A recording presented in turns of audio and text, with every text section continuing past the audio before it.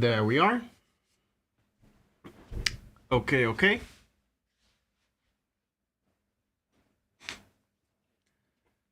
Welcome everybody. Welcome to the stream. Today we're going to be mixing a track. As you can see, we are in Reaper. This is how it loads. This is how it looks. I am going to start by quickly turning off the mixer here, because we still have to organize this project, as you can see. I essentially just want to do this from start to end and kind of show you the whole process. Hopefully we can get like a significant amount of work done today. Maybe I'll do another stream if I want to finish it on stream as well.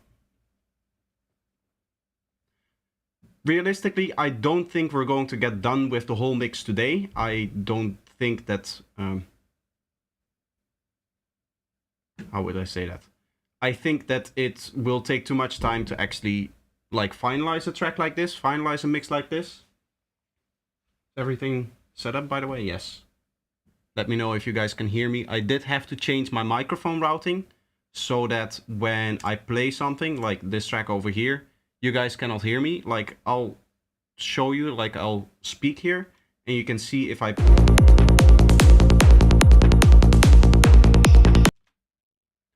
So the way that this stream is going to work, because I'm working on my monitors as opposed to the headphones that I normally have, these ones over here, I'm going to do it a little bit differently. So my audio setup may be a little bit strange. I have it, I can just drag it into the folder that I need it to be. And as you can see, it automatically colors and everything. What I should do before that is a little bit of setup. I muted these tracks here. We're going to mute these other tracks as well. But first I have to go here. I'm sorry, I just have to look over to see if there's any connection issues and stuff like that, because sometimes that seems to be the case. I need to go into item properties here and set a -8 dB kind of like input gain on all of these. I believe that should cover these as well, right?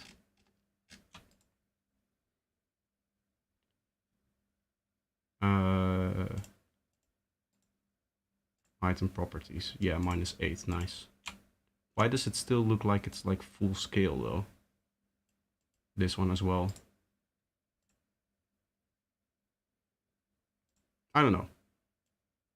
It shouldn't look... Maybe it's already set up in a way that the waveform is bigger than it should be. It looks maybe like this one over here.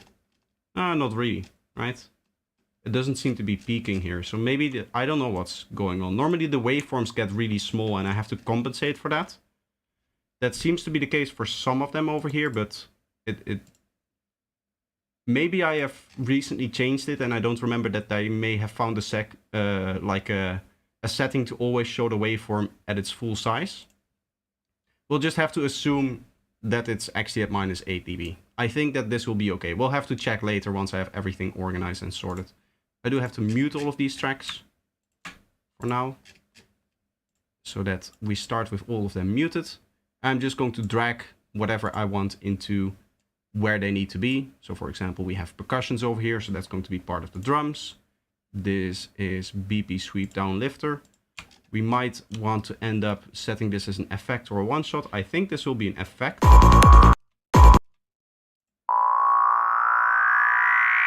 Yeah, I'll treat this like an effect here.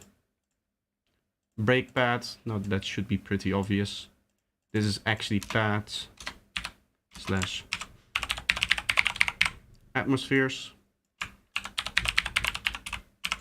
I like to be very organized with this kind of stuff.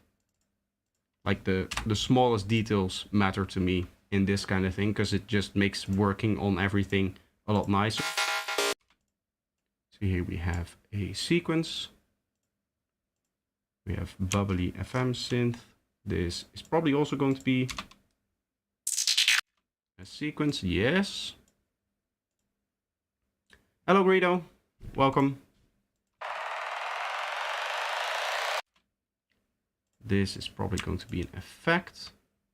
And here we can see we have a snare build-up thing. So what I would probably do is build snare 1 group. They're both called speed up effect here. Ah, there's a version 2 there. I didn't see that. Okay, so these two are going to be here. I do want everything a little bit together. So I guess we can make another track here and just call this build snares. Organization like this, as I said, it's crucial. I don't think it's just for me. I think it's a good thing for everybody to be very organized when you're doing a mixing project like this. We have the chord main and the chord verb.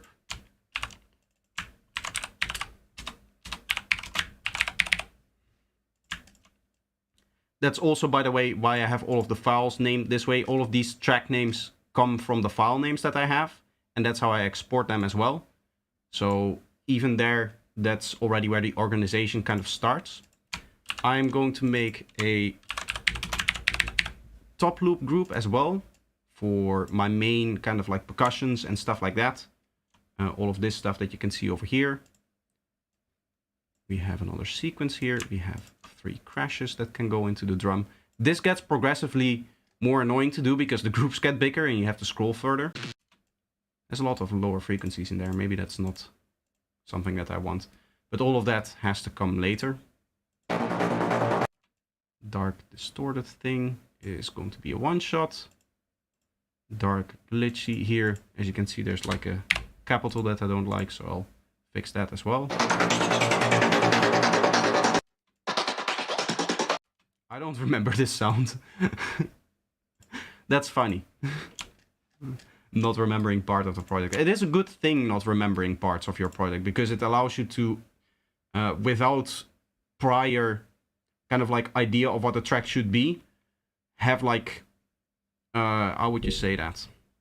Like objectively seeing what do I like, what do I not like in the mix. I'm no longer biased in a way by the production project. I love your YouTube shorts. Thank you. I'm glad you love them. That's why I make them. I'm actually working on a new idea for some of the YouTube shorts. Because I've noticed over the last month, the shorts have been performing much worse. I've made a community post about that as well. So I am experimenting with a slightly new idea. I'm not going to say anything about that yet. But you guys will see once it comes out how it is. I wish there was a way to make this bigger.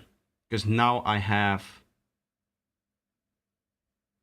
as you can see, some files that barely fit in there. I guess it's showing the entire name though. Like it looks like this is getting cut off here, but it's not, as you can see. It's just extending to the last part here. I would have liked it if it was a little bit bigger to indicate like, really there's nothing here behind it. And you're not like, oh, do I need to look at it differently or something like that? Or look at the whole file name somewhere. Doesn't seem to be the case. Do you check every track for clicks / mistakes, or do you check them before importing them into your mix session? When it comes to like clicks and stuff like that, I don't really check for that, like on an individual track basis and stuff like that. Whenever there is a click that is noticeable to me, I remove it, obviously. And I do like listen for that when I'm mixing. But it's not something that I'm actively like searching through the waveform or anything like that. And I do sometimes have to like re-render something or fix something in the production. And obviously then I do it. But that's usually something that I hear during the mixing process. We have digital sweep here.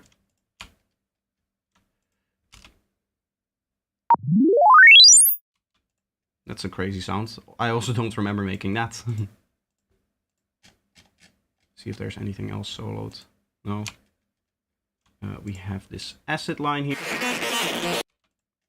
I do remember making this. Or at least I remember the sound.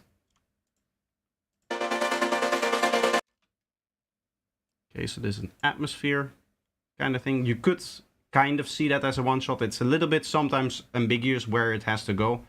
At the end of the day, the organization has a little bit of influence on like how I mix, but it's not the biggest thing, right? Like just because something is in the one-shot group or the atmospheres group, I might slightly treat it differently, but it's not something that I'm actively like thinking about. We have the drop pad over here. We have a drum fill and a drum loop. The drum loop probably needs to go inside of the top loop. Let's already get this in here. I like to organize this slightly as well already. Like usually I have the more important stuff up top in the group. When it comes to stuff like the one-shots and the lower stuff here, I tend not to do that. For the vocals, I do it with the spoken vocals on top. But with stuff like effects and stuff like that, I don't really assign a priority before I start working on the mix. But for some of the other things, I do that. Like the drums. And obviously in the bass, there's not a lot of priority that you can have. Because in this case, we have like 2 bass lines. And I guess the rolling one has a little bit higher priority, but they're both like very important. It's again all about organization and the way that you want to work.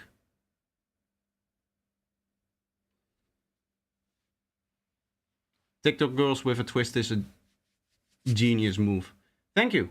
It's just that they're hard to find, and they get harder to find because I don't like just want to follow one account and just continuously use the same person, I guess. I think the fact that it's not the same person adds to the surprise. Like it's not the same person every time, that adds to the surprise of it being me that is responding to something.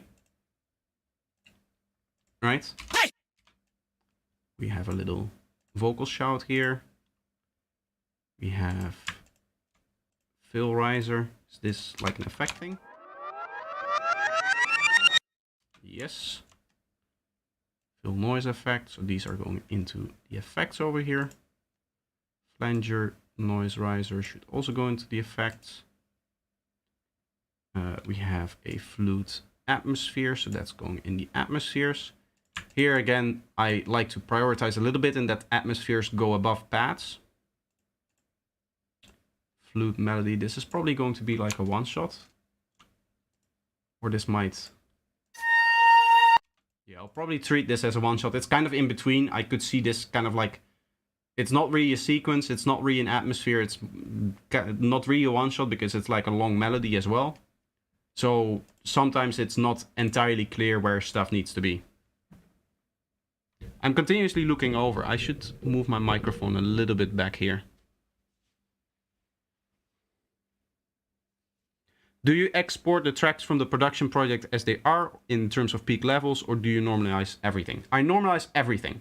So that's why I had to turn everything down by 8 dB, as you can see over here. And what that means is that I get to reestablish the volume balance between all of the elements, which is one of the big things of mixing, right? Is the balance of volumes between all of the elements. And the reason why I do that is during the production process, I may make an element a certain loudness, and then I continue to add 15 other elements on top of that like section that it's in, and then the volume may not necessarily be exactly where I want it to be, but I would never address it if it's like not like really needed, right? In this case, because I'm normalizing everything, I have to go into each individual track and say like, okay, what is the volume that I need this to be? Which means that I have to actively think about each volume essentially in the track.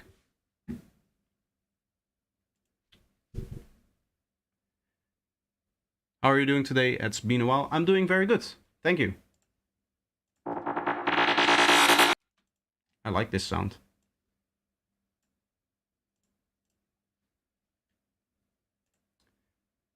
Speaking about shorts, I have to film more shorts tonight because I'm actually out of them. This might be one of the sounds that I would use for one of the coming shorts, actually. I don't know if I featured it in a very old short, but I haven't produced a lot lately, and I haven't worked on any new track ideas. And that usually makes it very hard to find good ideas for shorts.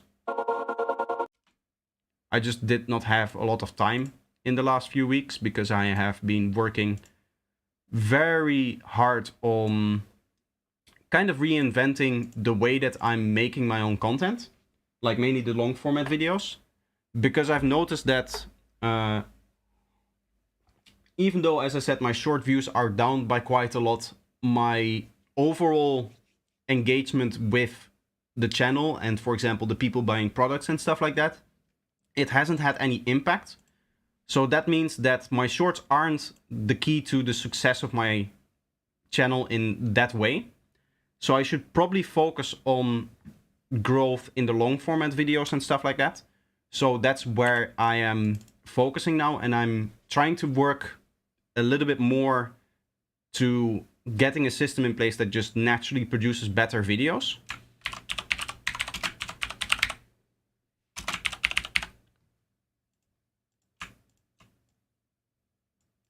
So hopefully that will increase just the quality of my videos, and from there it will also induce a little bit more growth, the growth that I used to get from the shorts, because you would grow in terms of like subscribers and stuff like that, but they were not the kind of subscribers that tended to stick around and watch everything like you guys do.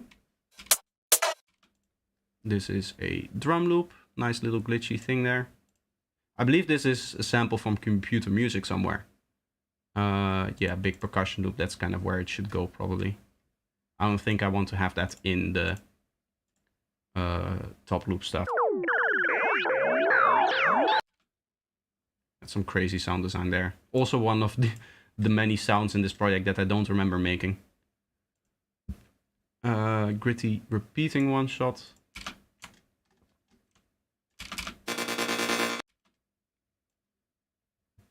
Nice little gritty thing, as the name suggests. Here we have, I think these are kind of combined together.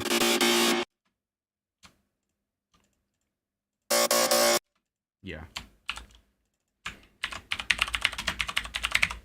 Gritty synths. I am going to treat this, I think, like a sequence. I'm going to put it, even though technically they're a whole collection of like one-shots. I think treating it like a sequence, even looking at here at how much space it occupies, makes a lot more sense.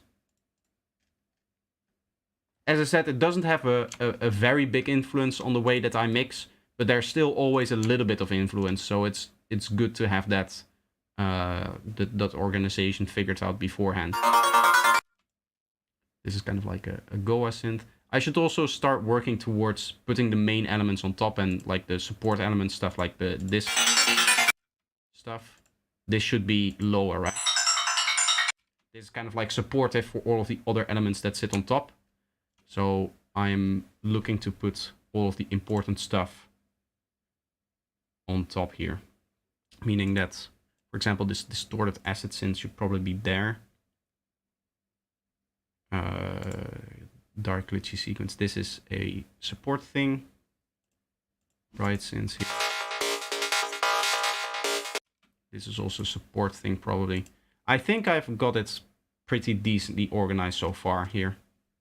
That's looking decent enough.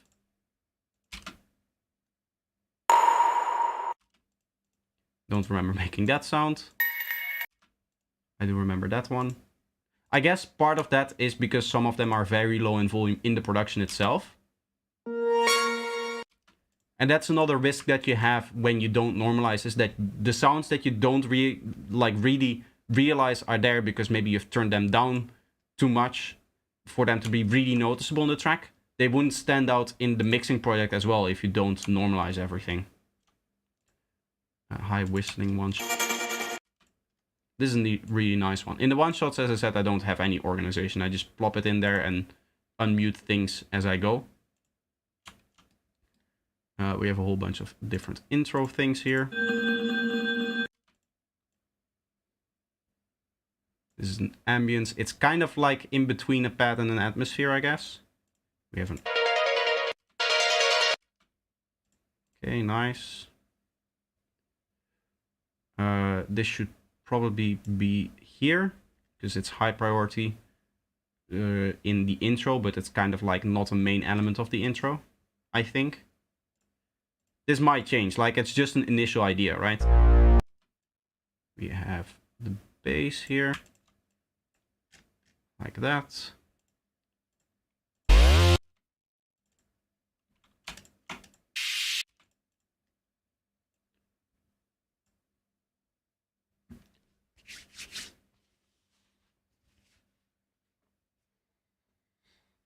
Hello, Davey. I was trying to greet you before, but I see that I dropped some connection there. I'm going to see how it continues to go. We had some connection issues 2 weeks ago, as you remember, and even the last week's feedback stream started off kind of unstable, and then it just continued to work well. So I hope we're going to have the same thing today. We're already like 22 minutes in, so it shouldn't be unstable anymore. Once I get a new house in September, once I get a new apartment, I say house, but it's probably going to be an apartment. I'll probably get myself a better internet connection, because it doesn't make sense for me to get like fiber here, because I'm going to probably leave this place in September. So investing in any kind of faster internet here, in anything that I cannot take with me, really, doesn't really make sense. This is kind of like an effect. I'll put it on top of the group so I know that it's there. We have the kick here. Okay, so we have our main kick, the build kick, the alt kick, and the reverse kick. In this case, it doesn't really matter the like sub order that we have for the groups, but the kick needs to be up top here. And we have some effects, some more actually.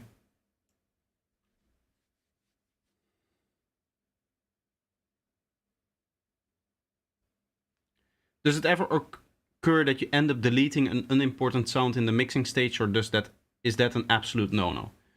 It's very rare for that to happen, but yeah, sometimes if I feel like, okay, this sound is actively making the track worse in this spot, then yeah, I just won't keep it and I'll immediately delete it. But 99.9% of the time, if a sound is like, I don't know if this works in the track, I usually can find a way to kind of blend it in a way that it still just like slightly excites the track, as opposed to just plainly deleting it completely.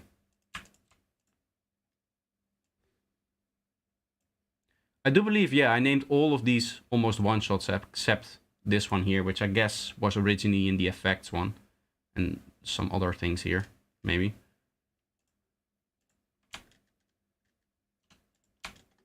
What I could do, actually, for the next time that I'm doing mixing is already write what they are. So effects dash and then whatever it is that it is.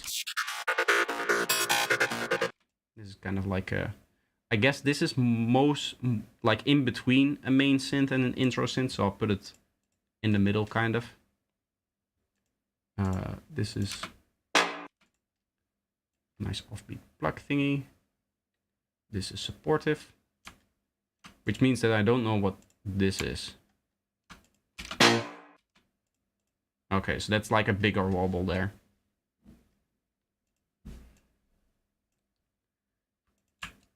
Closed hat and open hat should probably be on top of the drum group here.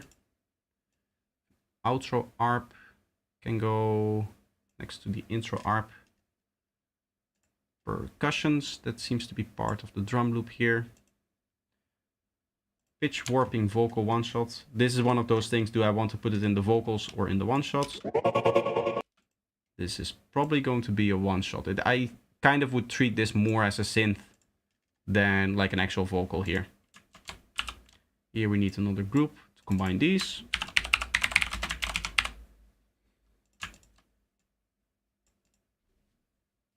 Makes total sense. Yeah, it's usually because I do actually spend quite a lot of time. It needs to go here, actually. I do actually spend quite a lot of time in the production. Usually all of those sounds, by the end of the production, I figured them out. Because what I end up doing most of the time is I have like a final checklist in the production before I go into mixing. That way I kind of finalize the whole project. And that means that anytime that there is a sound that I'm like meh about, I'll catch it in that stage as opposed to the mixing stage itself. Of course, when the mix is actually getting shape, there's always the possibility of a sound kind of slipping through that you didn't hear before, that it isn't really the sound that you're going for.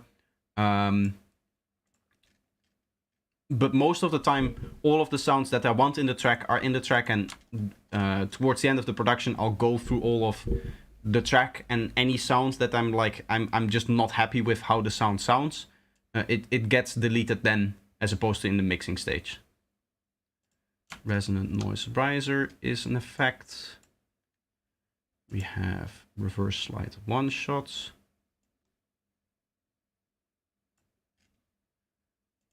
Reverse vocal delay.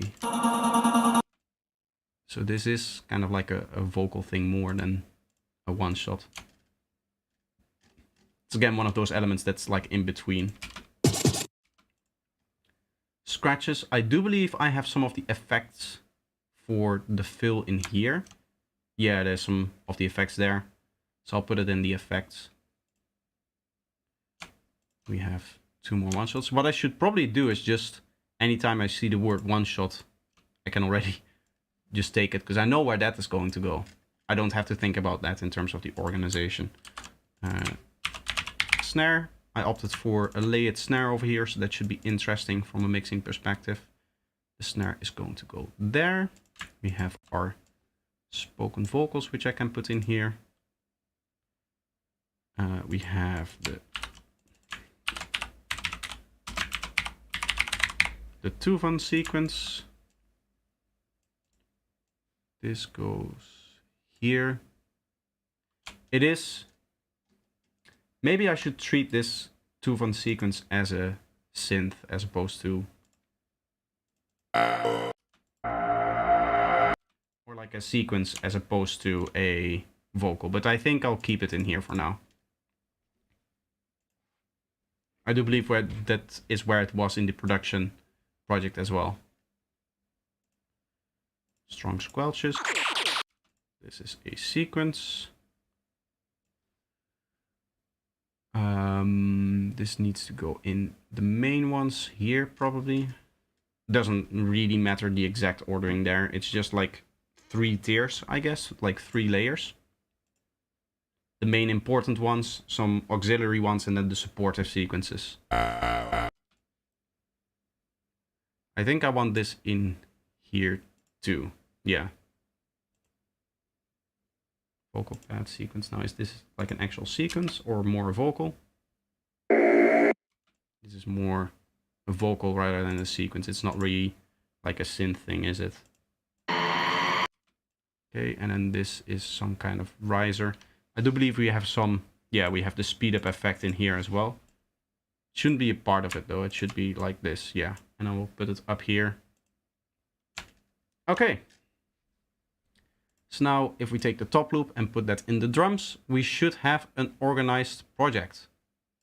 There. Okay. As you can see, everything organized, everything colored, looks very nice. Zen Lion, welcome. How are you doing?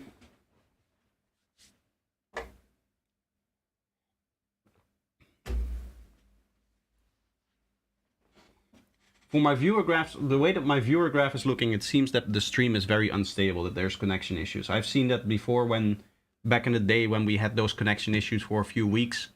It's looking the same with a lot of like dips, people kind of like crashing out of the stream and coming back in. I don't know if that's actually the case. If that is, just let me know and I'll... I mean, I don't know if I can fix that or not, but maybe. I have exciting news.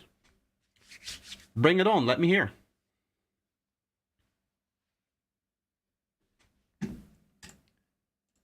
Okay. Just going to unsolo the kick and bass and we'll start there.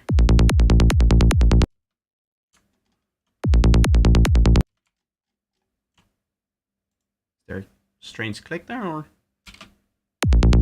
No. Ah, that's just playback kind of fading in, I guess. Drum roll, yeah.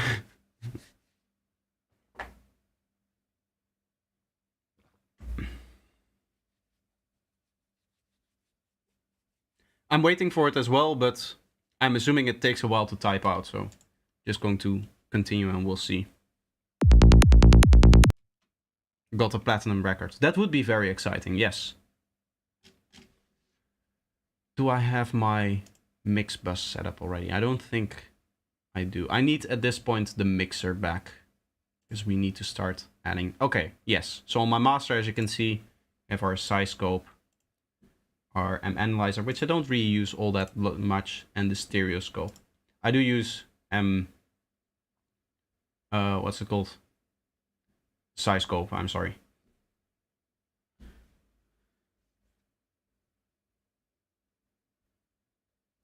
I was supposed to start this week, but I fell ill, so next week my classes will start in an advanced music production course.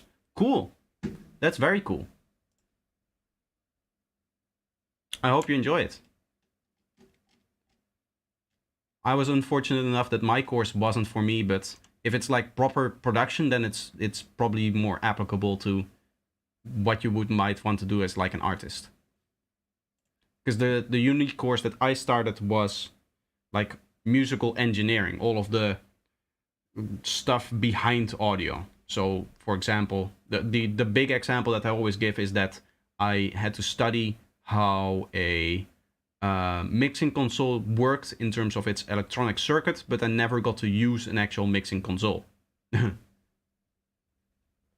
was kind of like a big annoyance that I had with that course. But if it's not like that, then it's probably going to be very useful.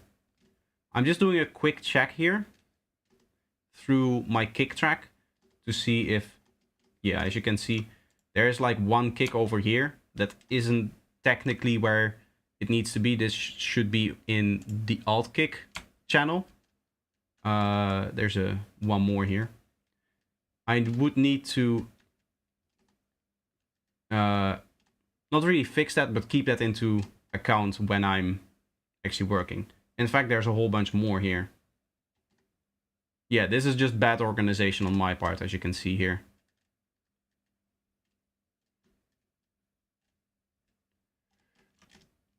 Because what I need to do, as you guys can see, this is usually the first thing that I do. The first thing that I check is I check the kick and bass alignment here. Right? So this kick here is at its highest peak, which I don't want it to be, because that means that the bass is going to peak even higher. For some reason, I cannot really get it exactly where I want to show, but you can see that there's extra peaks being generated here, right? Like this little thing here. Preferably, I would have the kick, this part of the kick, be laid on top where the bass is. So we're going to fix that.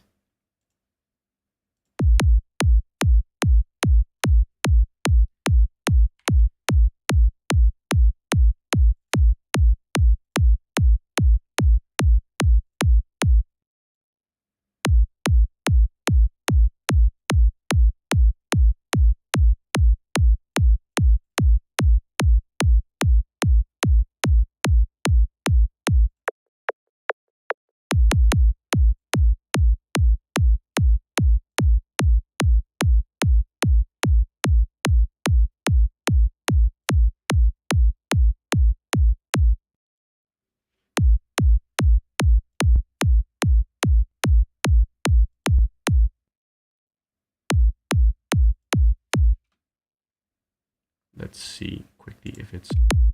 You can see there's a little bit of stuff happening here. Usually I just take care of that with LFO tool.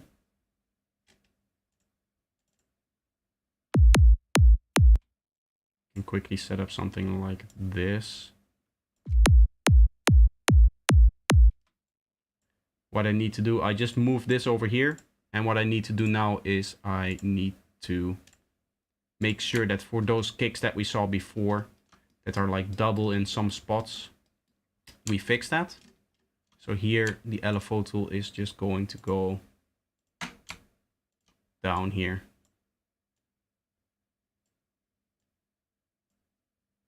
I guess to make sure that it's working properly, we do like this. There's a few more spots where I need to do that. here.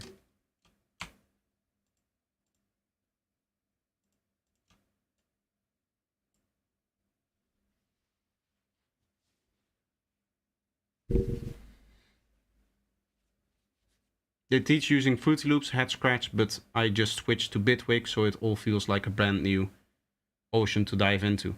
I mean, both of those softwares are very, very complex. I think FL Studio is very underrated for how complex of a DAW it actually is. Like how much stuff you can actually do in it. So I can definitely see it being used for advanced music production techniques and a course on something like that. That would definitely make sense. But Bitwig as well, I mean, Bitwig is very capable too. And it should be fairly easy to apply the theory, at least from one to the other. Okay, so this goes here, and we now should have fixed kick drums. I still have the tendency to use the analyzer a lot.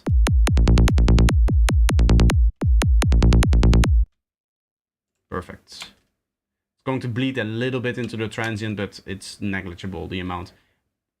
To be honest, I don't think I would have needed to clean it up with an LFO tool, but I just like to work tightly like that, I guess. I'll just do one final check to see if there's no kick drum that I'm missing. Because once you miss a kick drum like that, you'll never hear that it's not there, right? Because the LFO tool just completely cuts it out. That's the way that we've set it up. And that is just to make sure that there's definitely 100% of the space available for the bass line. Which again is not really needed.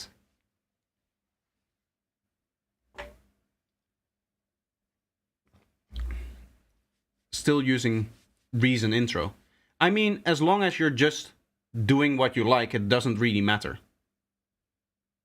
Different ocean, but it's still water. Exactly. Cheesy pun, I just had to.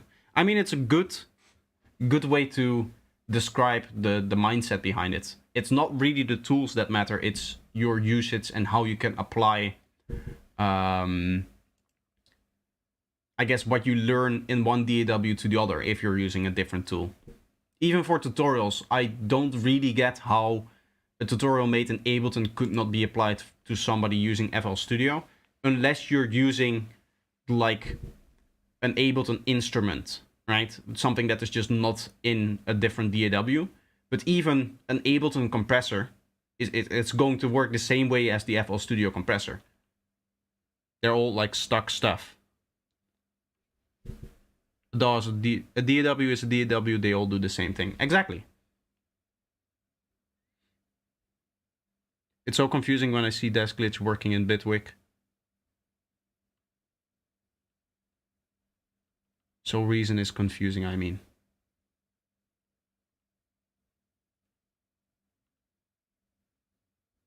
I don't know what you mean by that.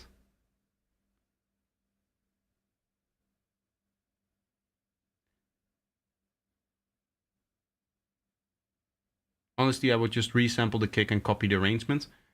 I mean, I think this is faster, because there's definitely issues with doing that, because this has the filtering and the volume and stuff like that built into it. So we need to spend a lot of time reproducing that. And in here, all I need to do is just cut out the LFO tool here for one. And we saw on the analyzer that, like, actually the effect of phase shift that we have is minimal on here, right? Let me show you.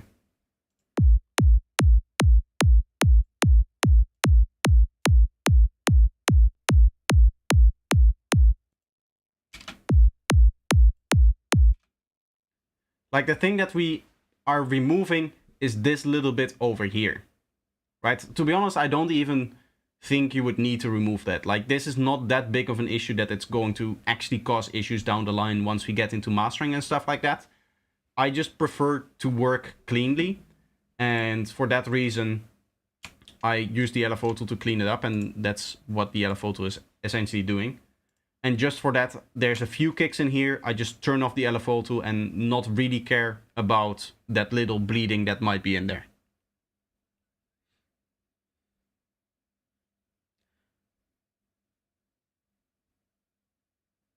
Bitwig has a nice UI. The UI of Reason is confusing and not so fast. Yeah, I guess that's the big downside of some DAWs towards other DAWs. But even then, you tend to get used to the workflow that the DAW provides for you. For example, I know I'm a lot faster inside of Ableton than I ever was inside of FL Studio. But back in the day when I was using FL Studio, it felt still like I was working very, very fast. Right? I didn't feel like the DAW was holding me back in any kind of way.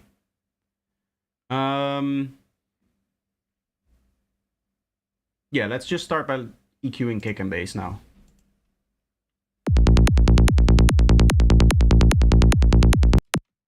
Bassline is a little bit strong in that mid-range. I might want to do like a Pultec style thing. I believe I have iKey Multimedia's emulation, which should be pretty good. Like a Pultec like this, I think. We're just going to go maybe like 500 Hertz here. I do believe this increases volume.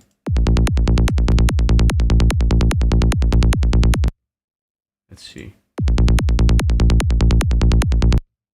Minus 8.1. Yeah, minus 2.3. So it adds 2 dB by default, which is... it's an annoying marketing thing. But they do that, so you just have to compensate here.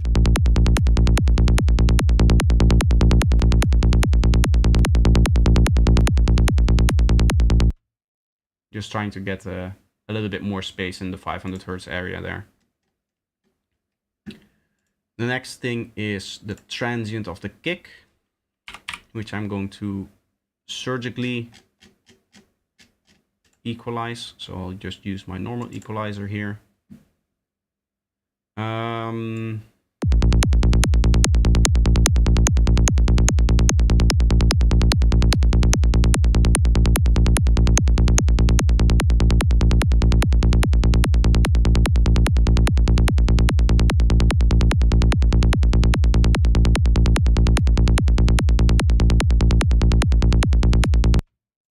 think that one peak is annoying me as well, this one here. Yeah.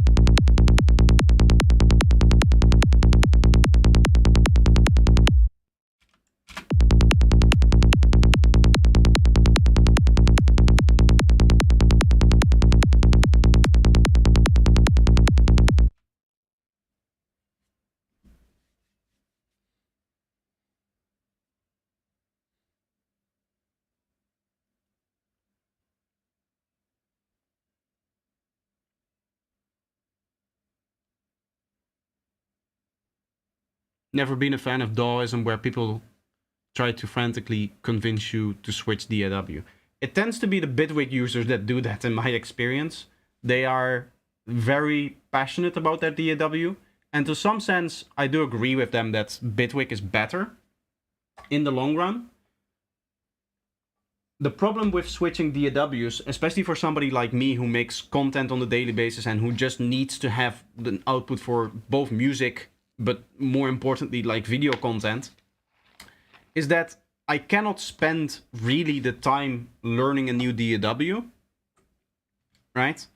Because it takes, for me to get to the point where I'm in Ableton now, in terms of my workflow, it will just take me a couple of months at least to get as fast. And even then, there's going to be all of the small tricks that I've built up over the years in Ableton that I'm going to miss, right? I might have some preset stuff. I might have, for example, the menu that I use in Ableton to quickly get my plugins in there.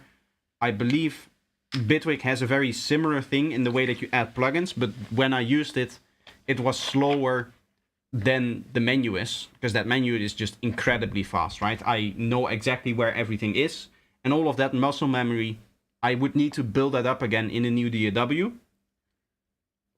What people don't take into account when they talk about switching DAWs to save time in your workflow is all of the time you lose by converting. Because for somebody like me who does like the content and all of that stuff, I cannot stop uploading videos for a month, learn a new DAW, and then start to get into it. FL Studio has so many amazing plugins that I would have to abandon if I switched DAWs. That's exactly what I mean. You build up a workflow, you build up an idea of the things that you use. You're going to be very, very, very, very, very slow in that new DAW. And then the second day, you're going to be a little bit faster. That 5% gain is only going to, in speed increase, is only going to come after months of building up that muscle memory. Of getting all of the things set up that you need, getting all of your sample packs imported, your plugins installed in the new DAW, all of the defaults that you have set up in the new DAW, all of that stuff has to be built up from scratch again.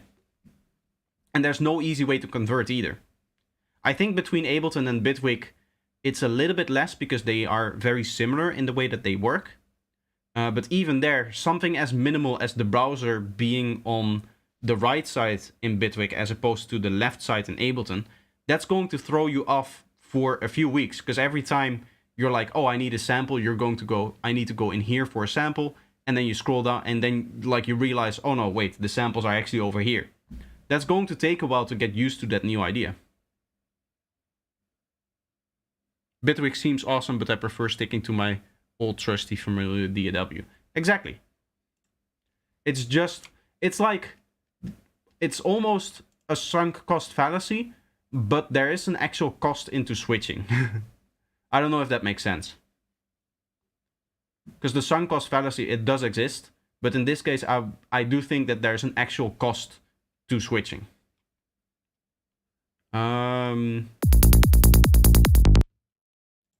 Here, my drum should probably be at like -3 dB.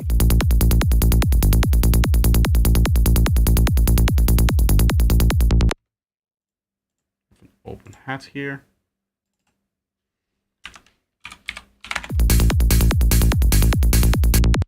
I'm just adding the elements now. I like to do that quickly. Sometimes I hear something immediate, like the kick and bass, where I EQ'd it a little bit. But I tend to just quickly try to add different elements. And then once everything is added with a decent volume balance, the actual mixing process is beginning, right? I did want to EQ, yeah, the open hat a little bit.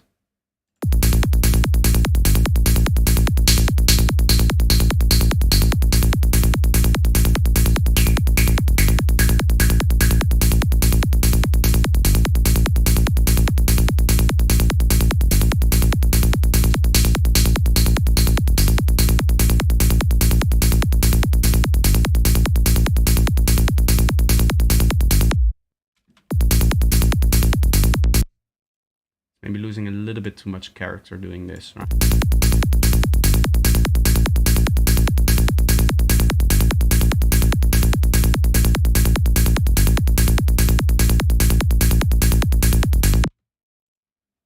Okay, we'll do the snares. We have 3 snares, so it's probably a good idea to mix the snares between themselves first. This is the high one.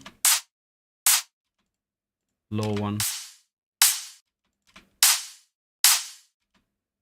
Okay, so this low one I think is going to have like a low priority, and I'm thinking of just focusing it on the higher frequencies as well here.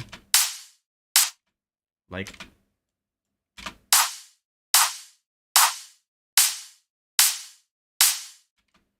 I don't really need that noisy lower mid-range kind of component from that, I don't think. Like, it doesn't really add too much, and we already have, I think one of the other ones is slightly punchy. Yeah, this has a nice tick to it, which I would like to maybe increase a little bit.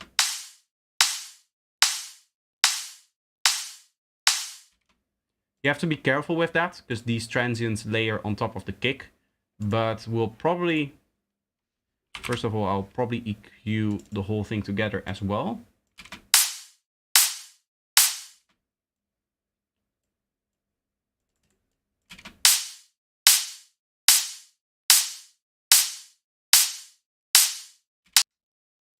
Kind of that range is probably what I'm aiming for. Of course, in the context of the mix, I'm going to make changes to that later on. Here, as you can hear, it's way too loud as well. I'm going to go for a clipper quickly. And push that into it a little bit. As you can hear, it's way too loud. But we'll fix that by setting this to like -3 probably.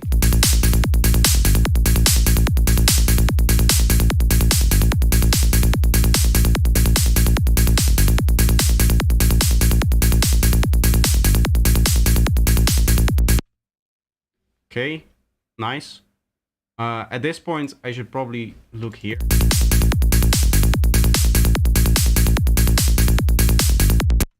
You see the difference between the snare being there and the snare not being there? That is something to take into account, especially on the very first transient, because I want that transient for the kick to be clean. There's a trick that you can do with LFO tool where you just remove the very first part of the transient here, like a very, very, very, very small amount.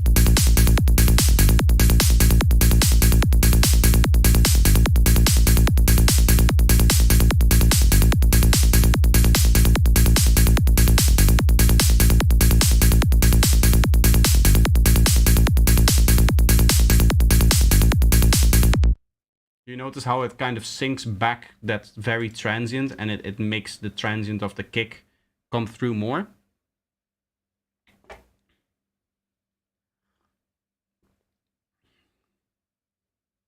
I've purchased Harmer and Maximus, and I wish I could buy Morphine individually.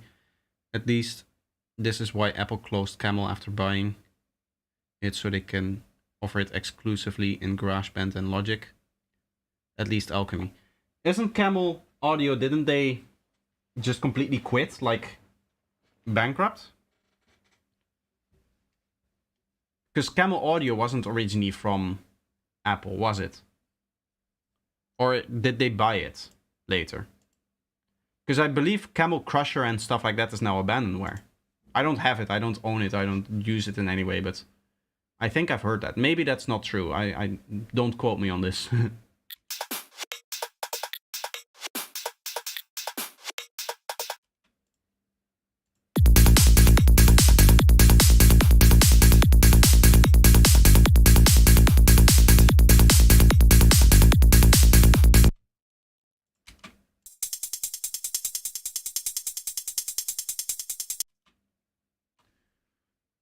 I think it would be a good idea to make this variation a bit wider.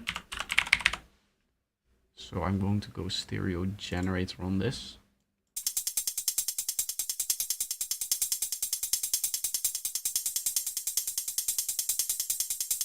This is going to be kind of like a character backing hat to the main closed hat we have over here.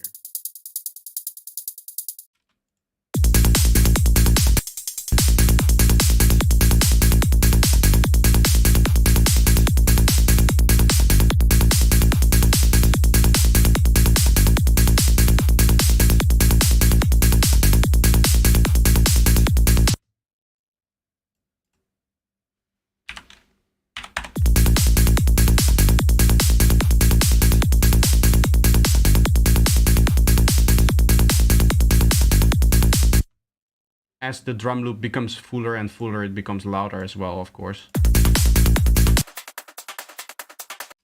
We already have this part here as well. This is more like a lower frequency kind of width thing.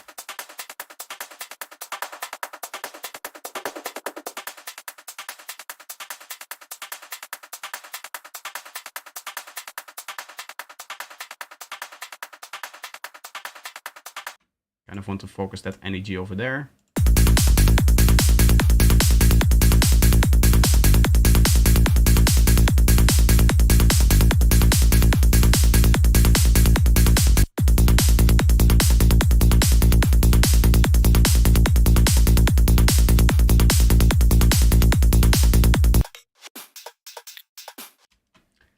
This sound here is a little bit dry sounding. I'm probably going to dimension expander to start off with. I might just add like an actual reverb to it.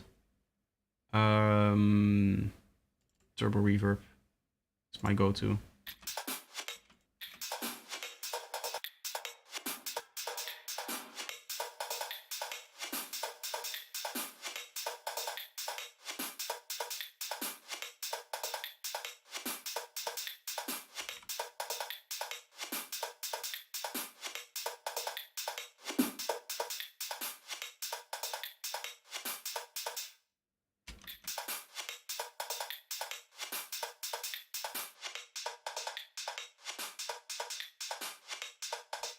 We don't need those high frequencies either. They're mainly reserved for like the main closed hat and the open hat and the snare and stuff like that.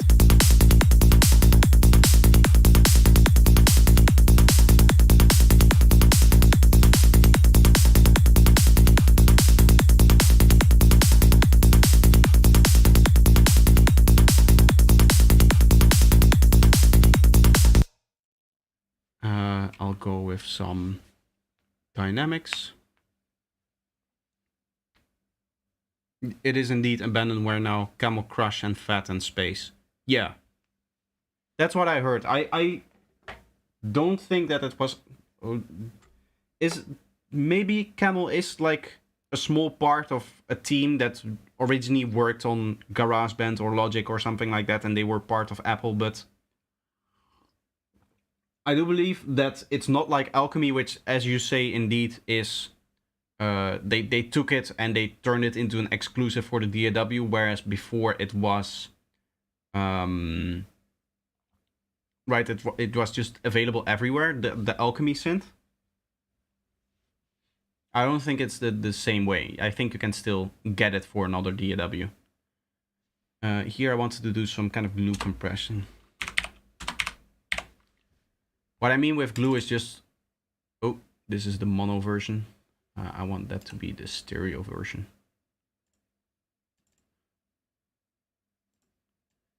When I'm gluing, I just look to do a little bit of compression, usually with a fairly long release. So it pushes everything together a little bit.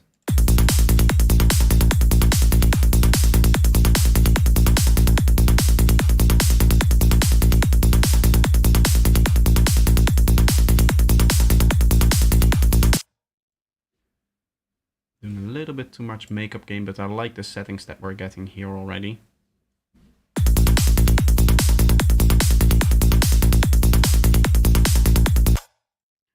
You don't want to go too hard on it because you don't necessarily want the hats and stuff like that reacting to the snare. The snare is still a little bit louder, which I think I want that to be, because I think the snare is one of the most important parts here.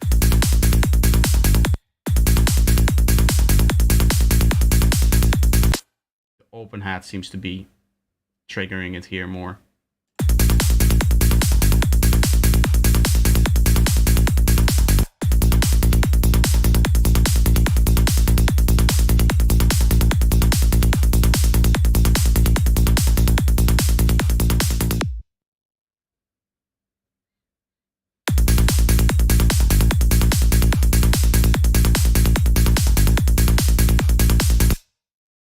That's sounding good for now.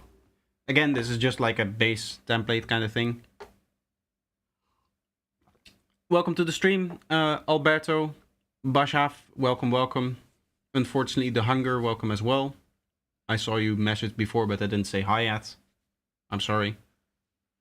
Camel Audio started out independent. Yeah, maybe they got bought up eventually by Apple, and then they integrated at least some of it, some of the software into like the Apple suite of audio apps. SSL compressor, yes. This is the one that I use is the Waves SSL comp stereo. It sounds really good. I'm not sure how close it is to the actual thing. I've never used a real SSL. That mouse taught me not to put it on the kick drum, so I never use it on my kick drum, but other than that, I use it quite a lot. I think it's a very nice sounding compressor. It's nice to just shape off a few dB and have that kind of constant compression going.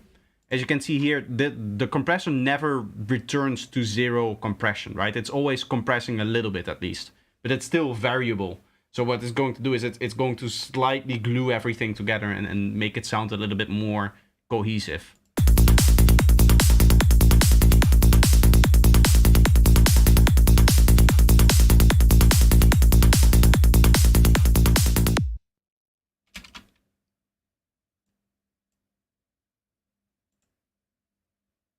Maybe it's still a little bit too much though.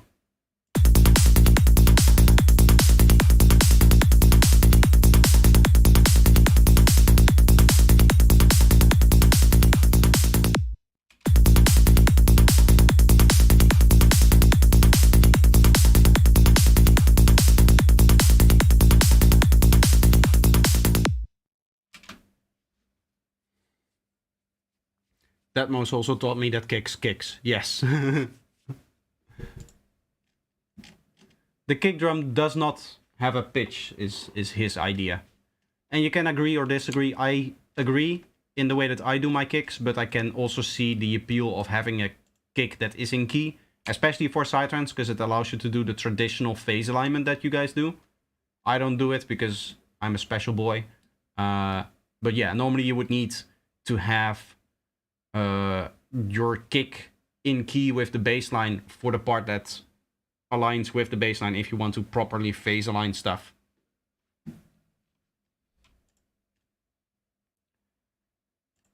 I should probably just start here unmuting some of the sequences. Once I have the main sequences in, that's where I can get an idea of what exactly stuff needs to sound like.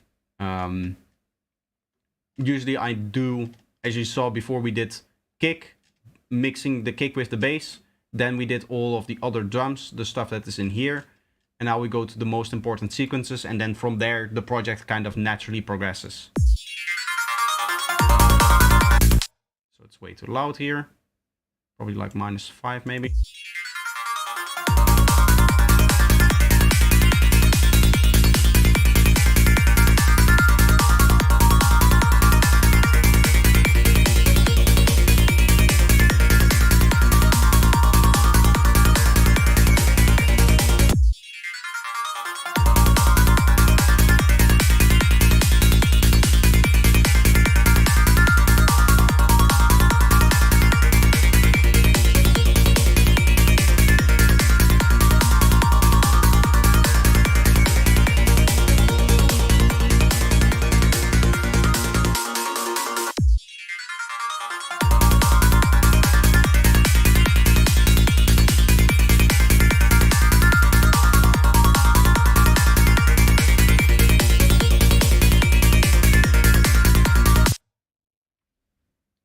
What I'm essentially doing here is just carving out the space needed for the hats in this synth. As you can hear that there's like this big spike there. So we don't want that, which means that we just cut it out and we don't really need it. And now we have the space for the top loop here. I don't think I want to explain everything that I do, to be honest, because then it would get very long, the stream and everything.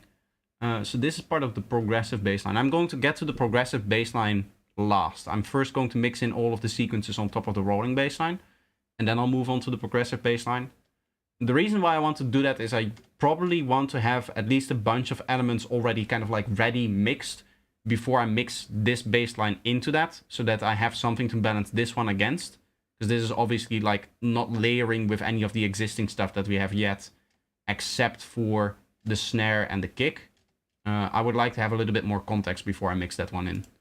So this is part of what would be mixed in there then, which means I'm just going to lower its priority until probably here.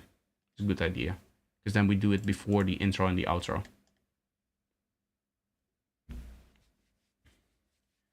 Which DAW is this? This is Reaper. 60 bucks. It's massively powerful. Specifically designed for mixing, and and you can also produce in it. It's probably very capable for production. I've never done that. I just load in audio files and mix them, and it's much better for mixing than Ableton. Like, it doesn't compare. Here we have...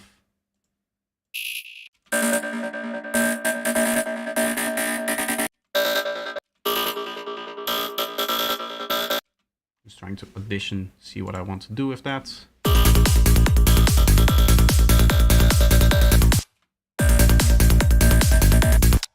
Towards the beginning, I feel like it's getting a bit too much of the lower mids here.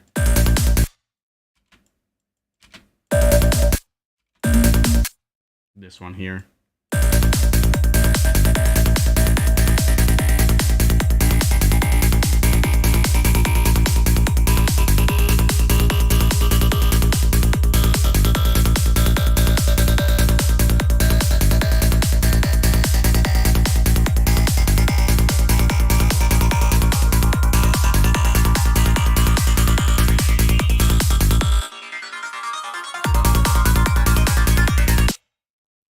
Feel like this part should be a bit louder here. The way that we can probably fix that is by some compression. I don't want to do too much of this stuff already, because as I said, we don't have the context yet. But once I have an idea like this, I usually try to just quickly implement it. The way that I'm going to do it here is probably with MB Dynamics and just do like a standard kind of 4-band compression. To be honest, this is probably good enough here. We don't really need those lower frequency bands here, so there shouldn't be too much there.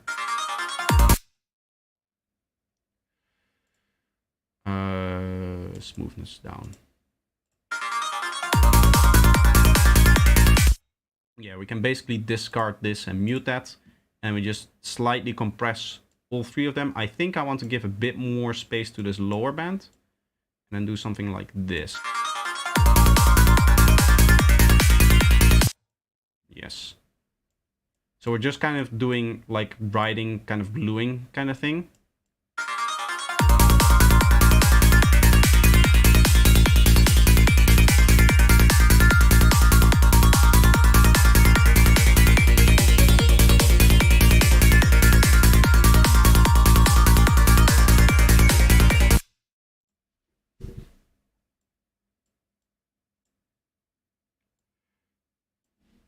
There we are.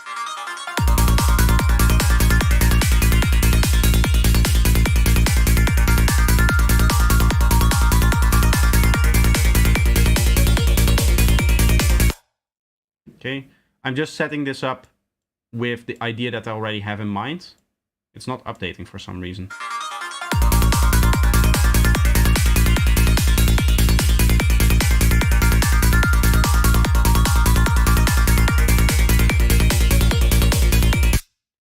Currently, I'm using the graph to actually see what I want the compression to do. That's not how you should do it. You should listen, of course. But especially with multiband, if you're just setting up a part of the frequency spectrum, it can be really hard to just hear the effect that setting the exact threshold or ratio has. So I don't really care about that.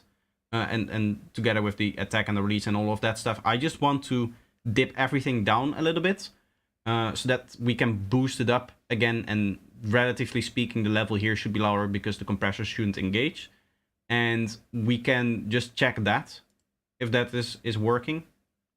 Not this one. I want meters and utilities so that I can slightly increase output gain. Maybe like a dB, probably.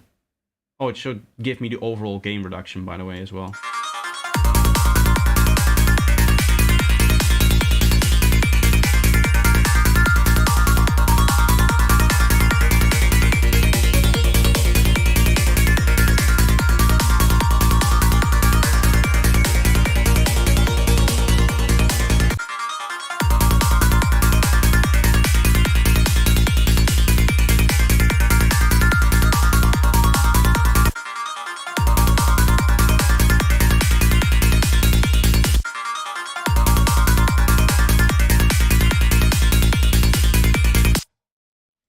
Should glue everything just a little bit together, and we should hear it a little bit better here.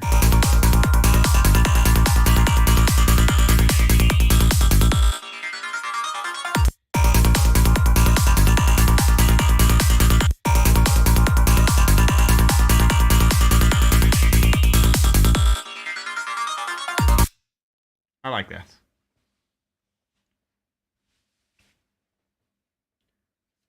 So new to me. You don't necessarily have to do it this way, the way that I'm mixing. I think I've explained this many times before in any mixing content that I make, any time that I have like Reaper visible during video or during the stream. But the reason why I do it is I like to really separate the mixing stage and the production stage. Most people don't work that way because they like to actually go back into production and fix things that they hear in the mix once they establish their mix. But I find that that really slows down my work, like my workflow. And it doesn't allow me to commit to anything. And secondly, here I am doing all of the volume balances again based on normalized volume, which would be really hard to do in the production project because you would need to manually go through every track and then normalize each track, and then only then can you actually start the mixing process if you want to use that normalization technique that I'm doing here. I like to do that because, as I said again, it forces me to listen to every sound and make sure that it has the volume balance that I want it to have. Because otherwise it's just going to be too loud, right? Any sound that I unmute now is kind of automatically too loud for the track.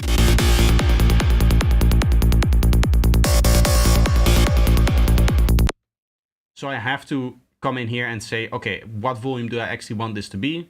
Probably like -6-ish maybe. I wonder why we are... Ah, no, it's just this one thing here. Aha.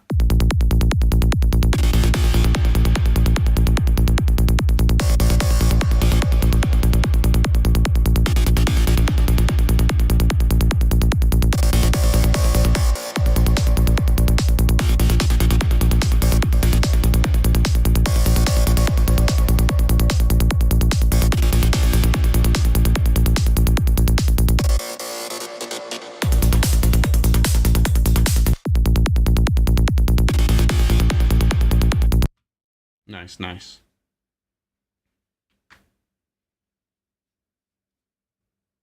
You leave the peak like that.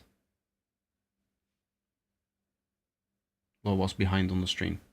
Yeah, I don't know what you're talking about either. It's part of that maybe because you were behind, but it's generally the case that when people start talking in the stream, I have a little bit of a hard time figuring out what they talk about sometimes because of the stream delay that we have, right? Because there's like a minute delay. And it usually tends to be the case that once people realize what I'm talking about, they take a little bit of time to chat. So it takes like 2 minutes for a message about the subject to come back to me. And in that time, I've moved on to something else, or if I've continued any discussion that we may have had. Sounds great. I'm glad. That's the end goal, yeah.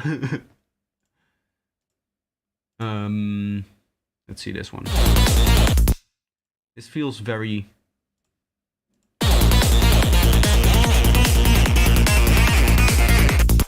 It feels like there's low-end stuff, which is normally the kind of stuff that I would remove already.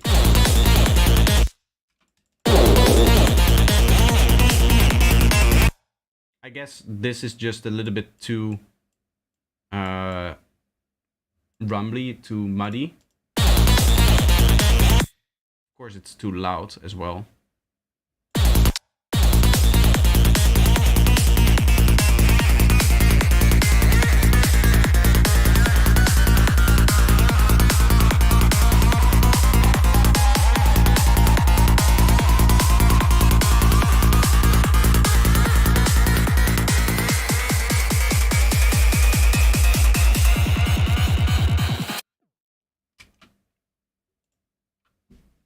There's a little bit of click there.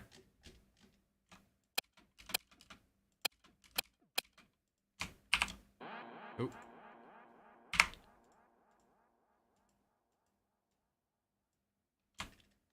Can I...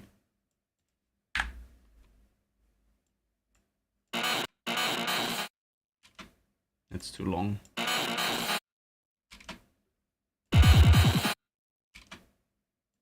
This is where the other synth is going to come in here, this one.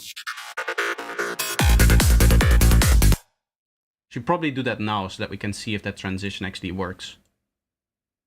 Maybe like -5-ish on this one.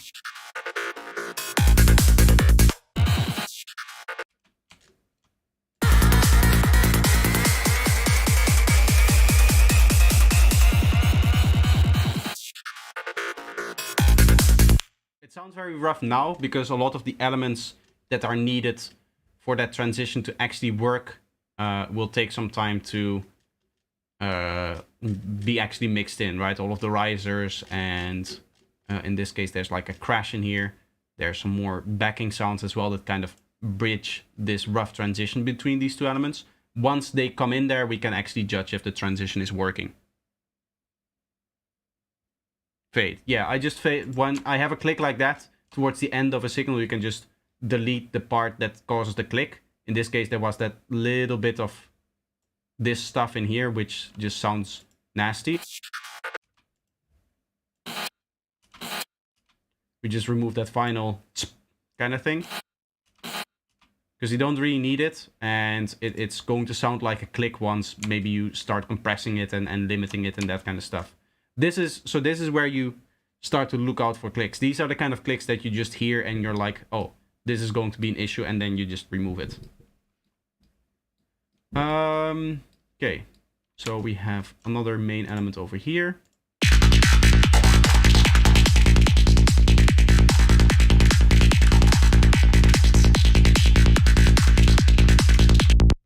Probably want to focus this a little bit more towards the higher frequencies, because I know there's going to be that vocal sequence in here as well.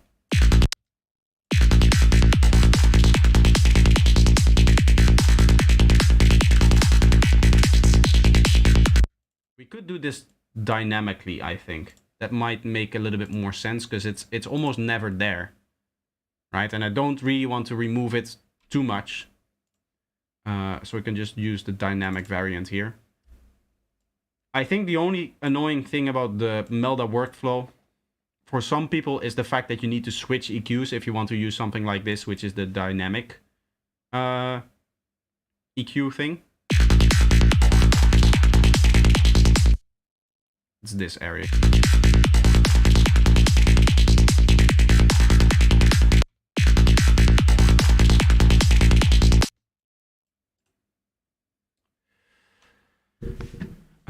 The threshold here, I want that to be high.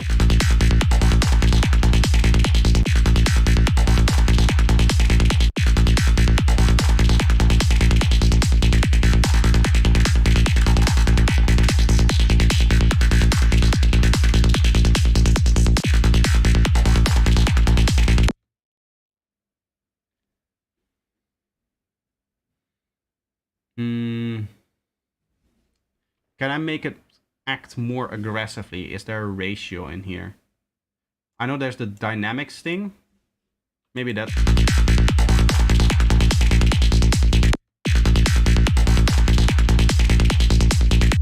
It's very fast, maybe.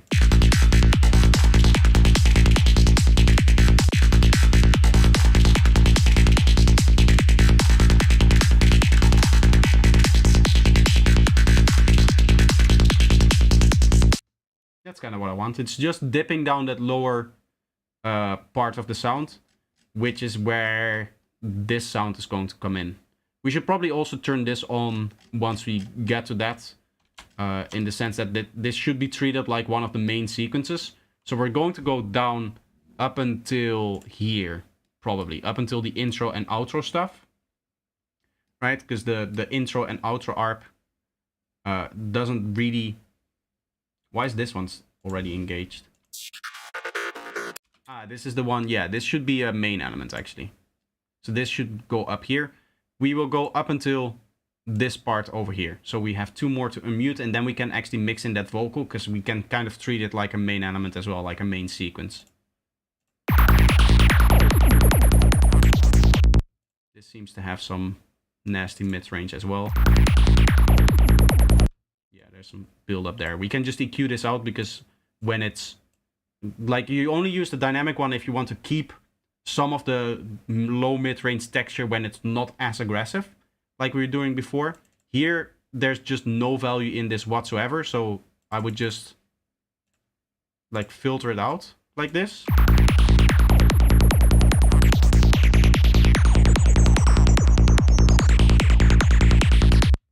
just trying to kind of capture the lowest part of it so that this part doesn't clog up. I don't really want to take away too much even of this part over here, like the 500 hertz region. That is still a portion that I predominantly want to give to the synths, but like 200, that should be reserved more for the bassline than it was before.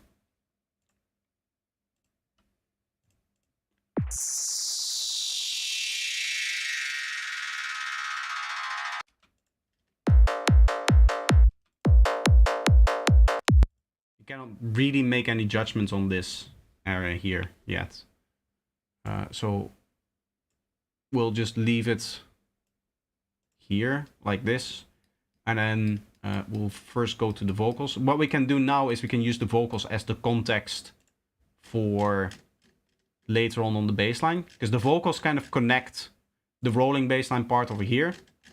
So here the vocals are in here. I can mix the vocals towards this bassline part over here, and then when I'm happy with the vocals, how they're sounding with respect to the rolling bassline, I can use the vocals to mix the progressive bassline into it as well.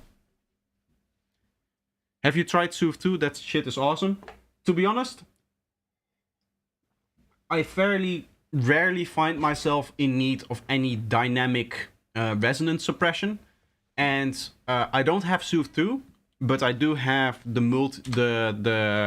Melda variant of that kind of tool, the Spectral Dynamics one, which looks very simple, but it isn't, as you can see here. So this basically does the same thing as Soothe, but I have a lot more control over exactly how I want it to capture the resonances and compress them. So I can set exactly like, okay, for this first processor, I want very heavy compression on a very high threshold. You would normally have the dry wet all the way up, and then you have like smoothness and that kind of stuff. And then maybe I want another compressor a little bit lower, which is just slightly removing or it has a lower ratio, right? So I can really manually almost dial in the way that I want my version of Soothe to work. To be honest, I might use this once every 3 tracks in terms of mixing, essentially, because it's such a rare that a resonance is so prominent, like that you need to remove the resonance in a dynamic way, right? Because if there's a normal resonance in a sound, you just EQ it out. You just use an EQ for that. You just go EQ, and you say like, okay, where's the resonance? We find the resonance like this, and you just go bang, right? This is much faster of a workflow. There's very rarely that I want this kind of removal of a resonance that is only there most of the time, or it reacts dynamically. And even then, if it's just one resonance, I just use a dynamic EQ. Because the problem with Soothe is that you can overuse it without really noticing. I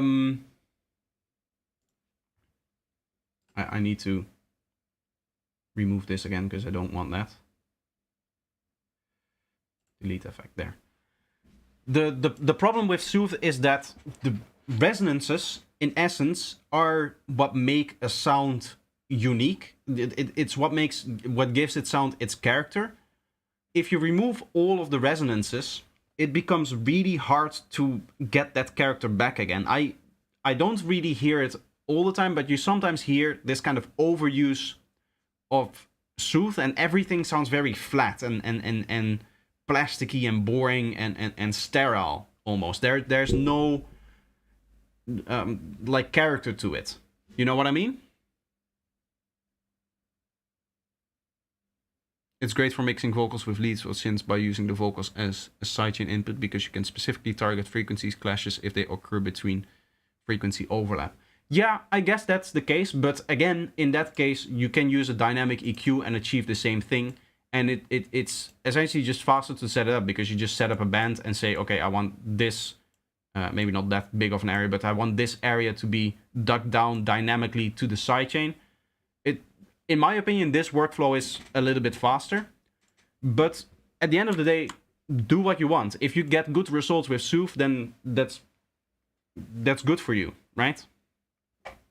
Whatever works for me might not work for you.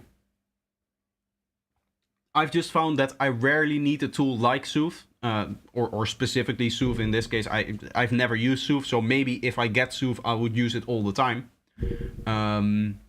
But from what I've seen about the plugin and from some of the audio comparisons that I've heard, and specifically heard some people in a mixing session or when they're using it, when they're producing, when they're in a live stream or something like that, I've heard it, how it sounds overused, and it just drains the soul out of a out of particular sounds. I use Trackspacer for that, which is super easy and quick. I've heard bad things about Trackspacer in particular, in that it's really CPU heavy for that kind of stuff, unless you really limit it to a certain frequency area. But I don't know if that's true. That might be false.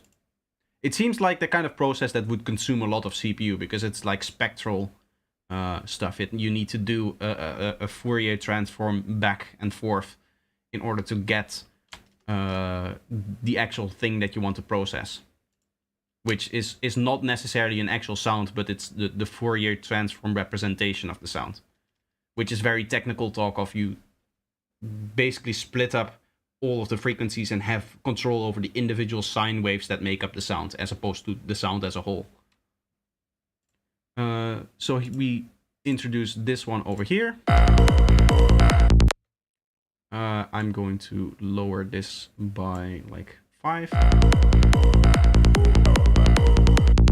I always do this relatively speaking. So for example, here we have the 2 van sequence group. I'm turning down the volume on the group, which means that already these volumes are going to be also lowered to the same level as the main one. But then I can set relative volume. And because I'm using the main part of the sequence, the thing that I think will be the loudest, there's a very small chance that I would find myself not turning these down. And if I do need to turn these up, what I do is I kind of carry that over. So let's say that in a mixing session, I find myself turning this up by like, let's give it a nice round 2 dB. Oh, plus. You can see I'm automatically typing in a minus, because that's how I usually work.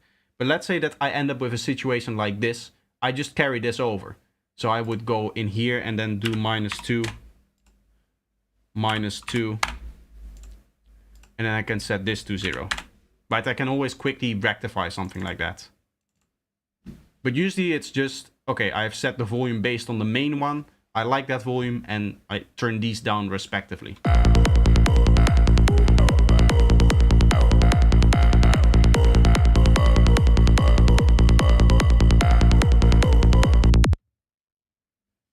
I like that this has a raspy kind of high frequency texture to it. I just don't like that it feels like there's not really much in between. Maybe I can just EQ that out, but we may want to like saturate it later on. That's the kind of stuff I would usually wait for until I have all of the sounds in the mix. I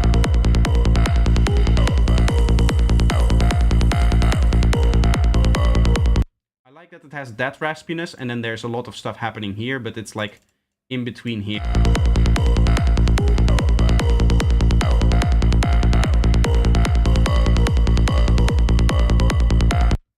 I feel like just boosting it here removes the focus of the high crispiness that we have there. So, and I don't want to just stack up multiple EQ boosts to just essentially make the sound louder, because then it's going to sound better because it's louder. That's always a consideration that I like to make when I'm EQing. Like if I do a small thing like this, I don't compensate for this. But if I find myself, oh, I need to boost this area and I need to boost this area and I want a little bit more mid-range, at this point I'm just making the sound louder, right? So at this point I would actually compensate for that. I have this big in and out here that you can easily use to compensate. That's why I like this plugin a lot, because it has this massive metering in here, and it actually shows you like you are objectively listening to just the EQ curve, or you're objectively listening to the EQ, or you're listening to the EQ curve and 2 dB of boost, right? Which is always going to sound better than no 2 dB of boost. we'll fix this later. I just want to quickly get some of the extra sounds in here.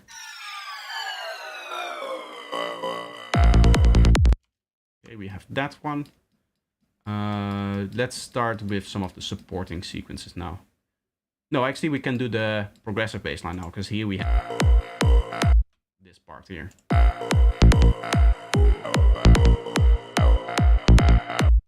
So this is one of them, and then we have this sliding one as well.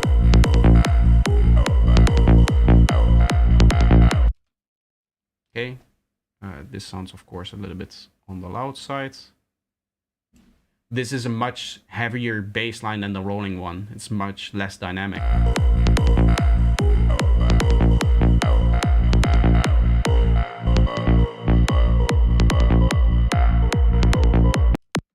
Not really a fan of the click of this one here. Let's see if we can lower that a bit.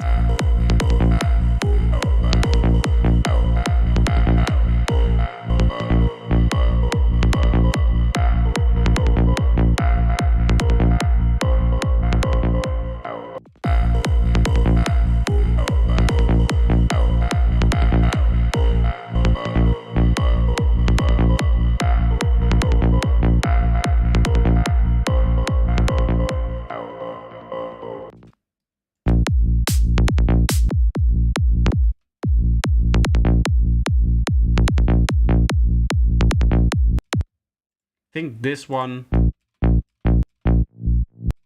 has a little bit too much of that mid-range in there. I think we need to do this dynamically as well. Maybe it's this area.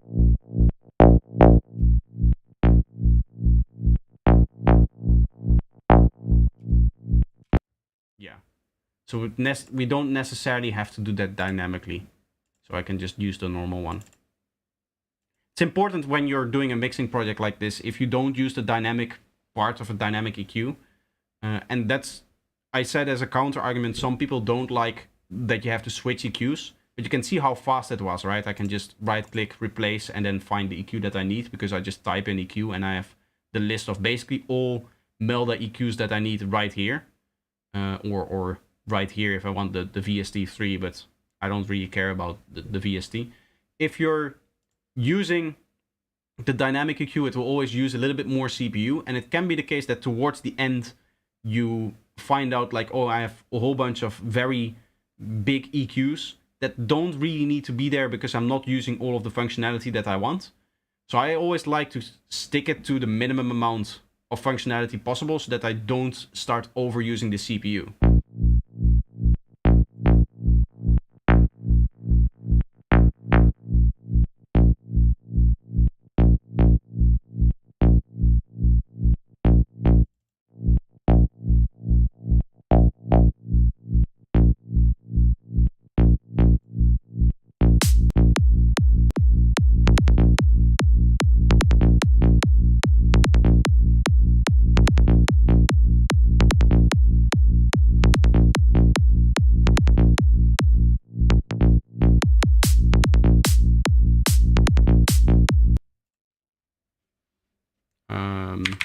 This is another prime example of a sound that you may want to glue a little bit together.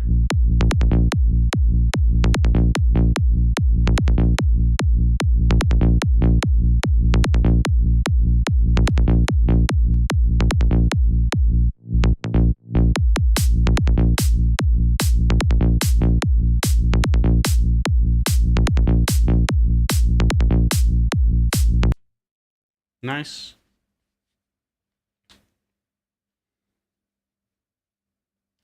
I haven't noticed much CPU usage with Trackspace, or maybe the earlier version suffered from that, not sure. Yeah, that can be the case. It's always possible that they find a way to massively improve an algorithm like that over time. But I've heard that once or twice. It might have also been the case that the person using it was just using like a very like low power CPU or something like that. Is that a didgeridoo? This is not a didgeridoo. This sound over here, this thing here, this is a tuvan. So this is a tuvan is like throat singing, I think. In this case, it's like sequence. So it's taking a throat singing sample and it cuts it up and then, I guess, randomly plays different parts of that sequence.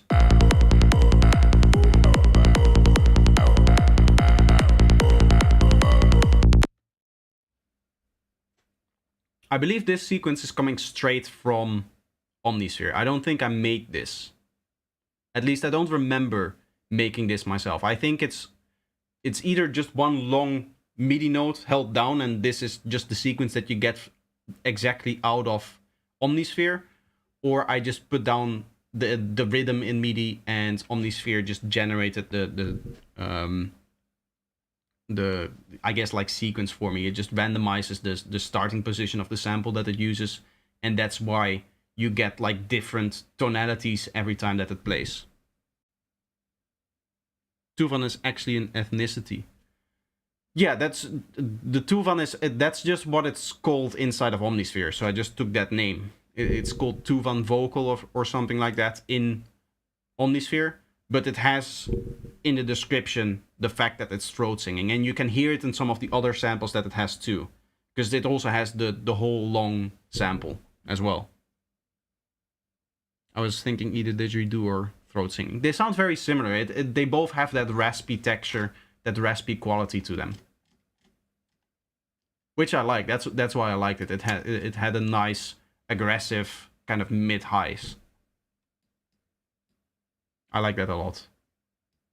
Okay, so now we can do the progressive plug here.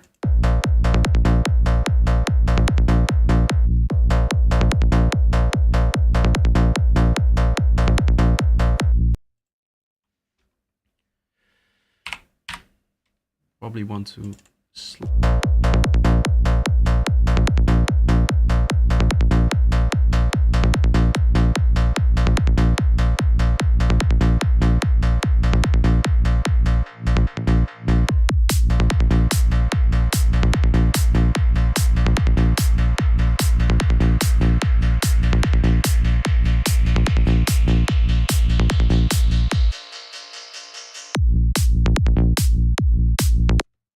towards the end here, it's becoming a little bit too loud for my liking. I guess the easiest way to fix that one is just to do a volume automation here. Again, this is the kind of thing that I should actually be doing towards the end of a mixing session, right? Once you have all of the context in there, but this is just so that I like have the idea of I potentially want to do this volume thing here. I'll go back into it later and actually see where I want this to be.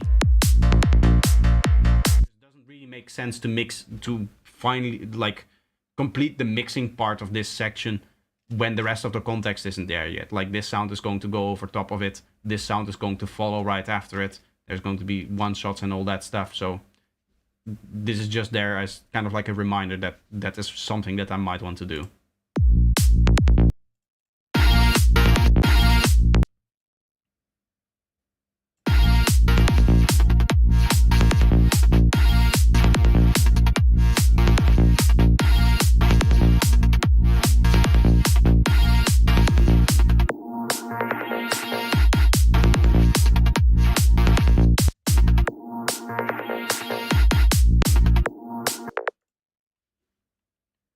Feel like towards the start here.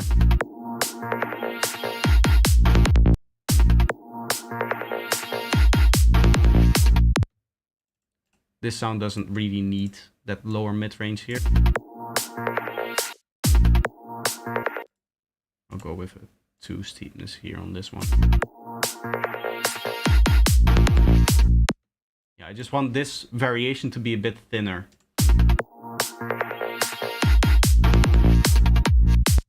You can hear that we get some of that mid-range back from this one. I do think that this might be a little bit too dynamic as well. For this one I can just probably do like M Dynamics, the normal one. I don't think I'll multi-band this one. You can see the first one is kind of a little bit higher than the rest. We'll just slightly glue that down like this. .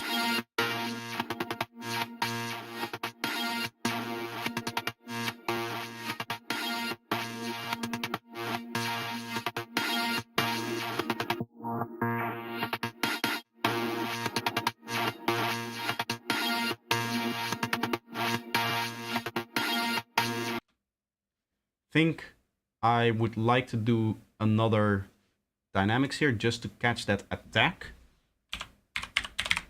So that's going to be like a very strong compressor on top. You cannot use the second processor for that because they share timings, which is a little bit strange given that timing on the effect of a compressor is very, very important. So it really doesn't make sense to have two processors with the same exact timing. You rarely use that.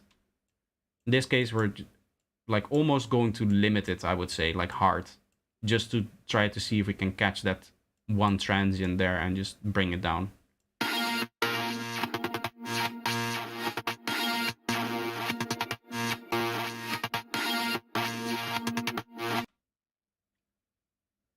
So just to give you an idea of what that does.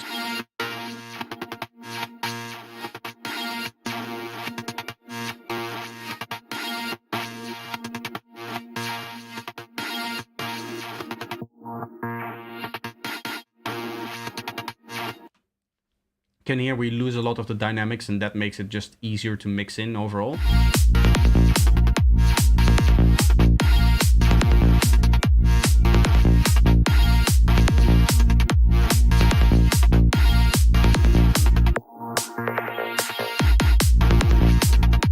I feel like in the second thing here, this one here, some of them, there's like a very annoying mid-range-ish area. This one has like a... I don't think I like that. Probably have to do that dynamically, because I do like the mid-range of the rest of the sound.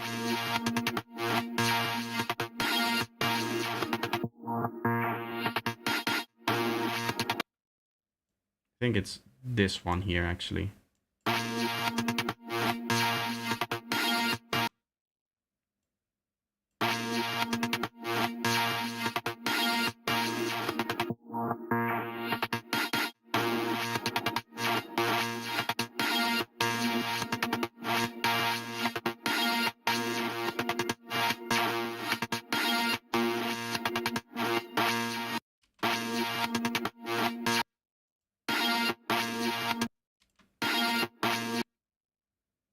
This still has the threshold very low.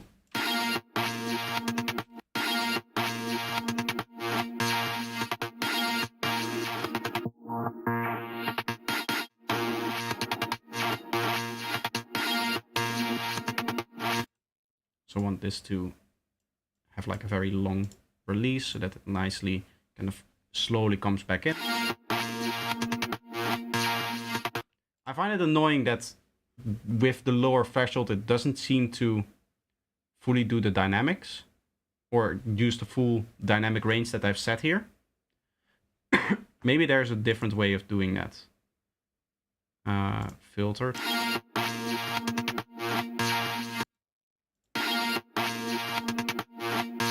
Oh, you can have it react to the entire spectrum. This is just a reaction. Maybe it's the length.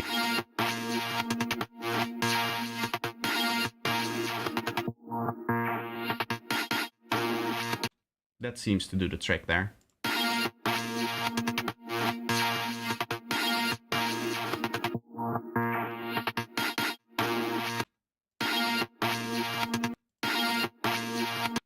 Just kind of removes that humming noise that we hear. Is Tuvan related to Mongolian?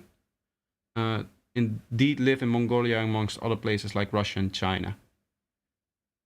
It's a Turkish ethnicity that got more in common with Mongolians than Turks, according to Google. Turkish? That's interesting. I would have thought that it's the descendants of Genghis Khan, right? The guy that like conquered the world, right? The Mongolian Empire. Maybe it's from before that they came from Turkey before that, and then they became the people that eventually also Genghis Khan was part of. But I thought that it was those the Mongolian horse riders that do the throat singing and all of that stuff. You have this one here.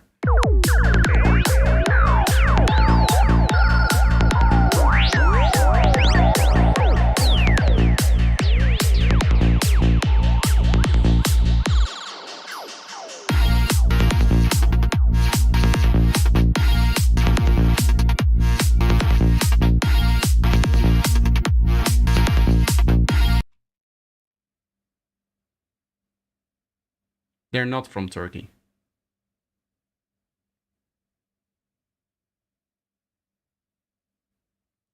Turkic means from Anatolia.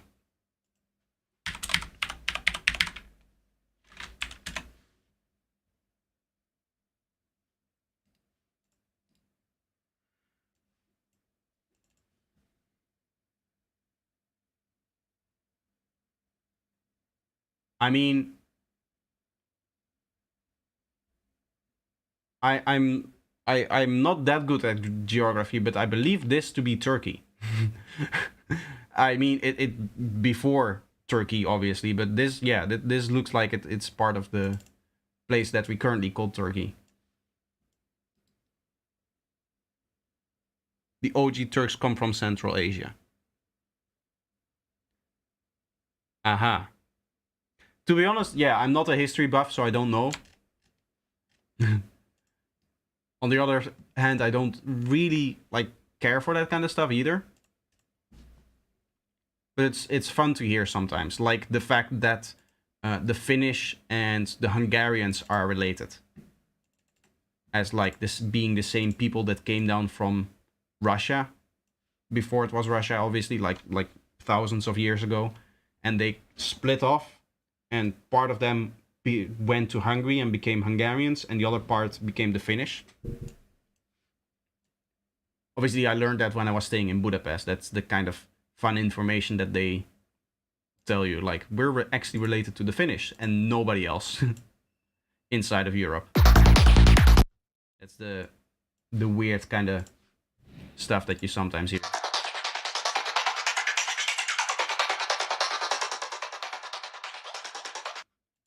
I think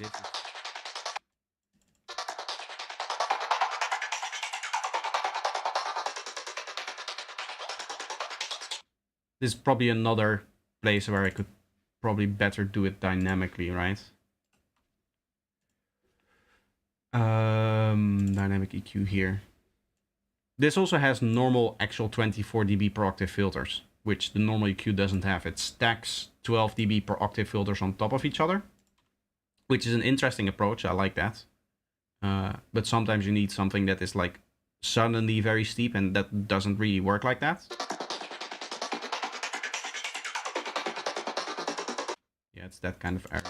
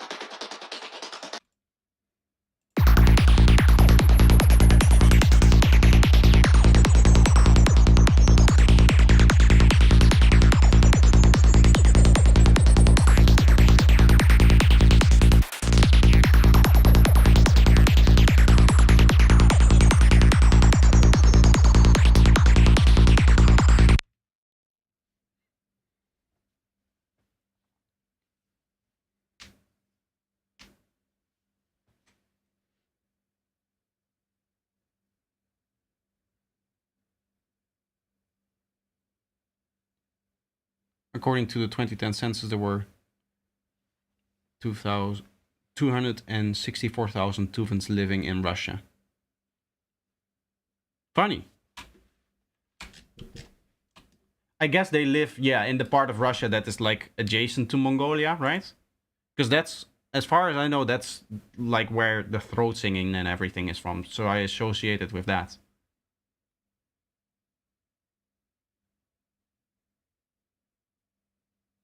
Turkish and Mongolian are part of the same language tree, or at least theorized to be.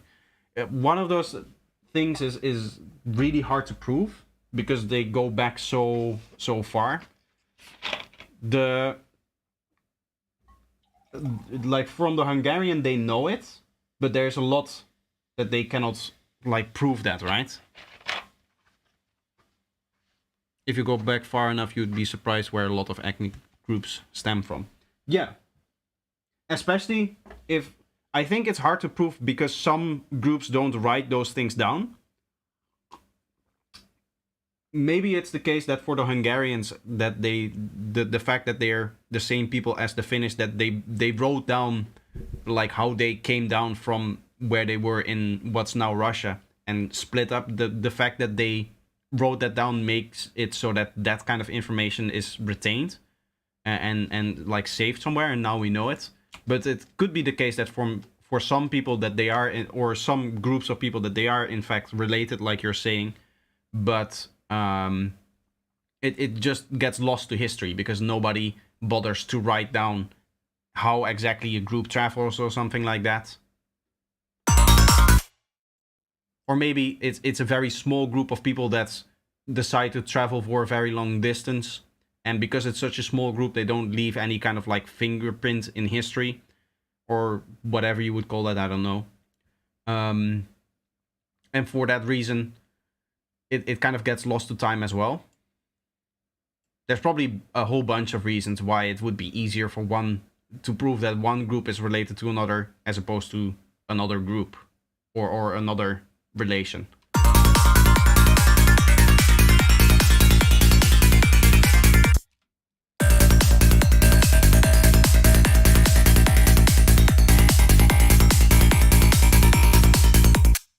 I think this might be too much in the... Yeah, here.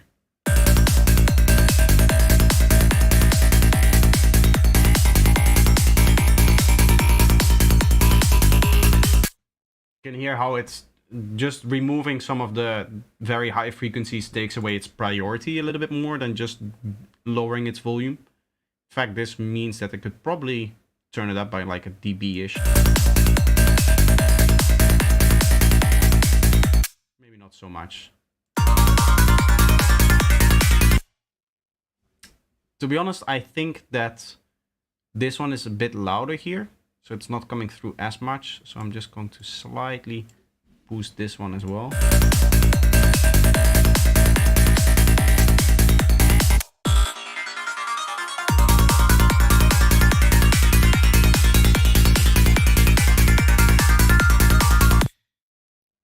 That sounds better. We'll do the offbeat plug next.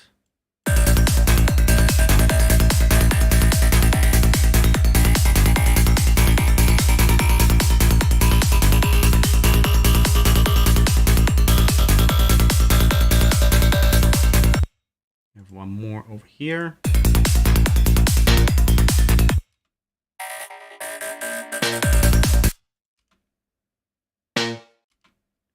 This one is very dry now. Maybe I forgot to add a reverb in the production or something like that. That makes it a bit better. But I'll also... Yeah, there's like one... I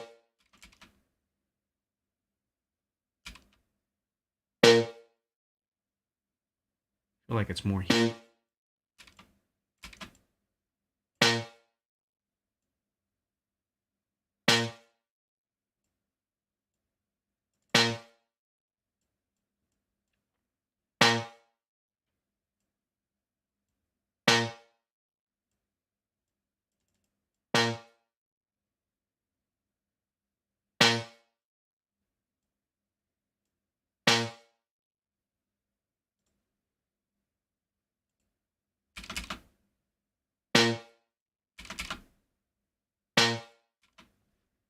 It's a bit better. I'll add a reverb, just like a small one here. I don't want to muddy it up a lot more. It's too long. Too long or too bright? Let me see if I can find yeah, something like this maybe. That's nice. It's just that room reflection stuff and not so much the long bright tail that we had in the other one. Do still want to EQ it a bit more here. You have this one big spike here that we don't really need.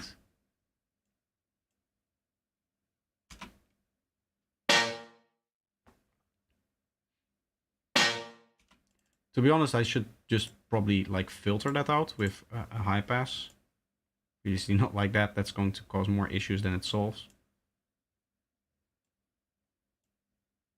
And then I'll do.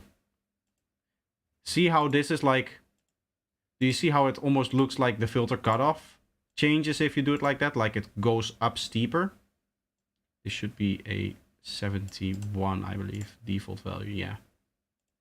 Now you can see the difference that it looks like it changes the filter cutoff. So it doesn't allow you to get that very sudden increase in steepness. It's almost like a longer curve. This is 60 dB, which is more than you would ever need. Like in this case, I think 12 dB like this. This should be 12 dB because I think the first slope is 6. Oh no, this is 12. So it sums versions of 12 dB. Here it's 120. You'll never need that. Like 24 dB is probably the highest you'd need to go, which is kind of strange because inside of Ableton you have the option of 12 dB and 48 dB, which means that the very natural 24 dB is not present in the standard EQ. A bit of a strange decision.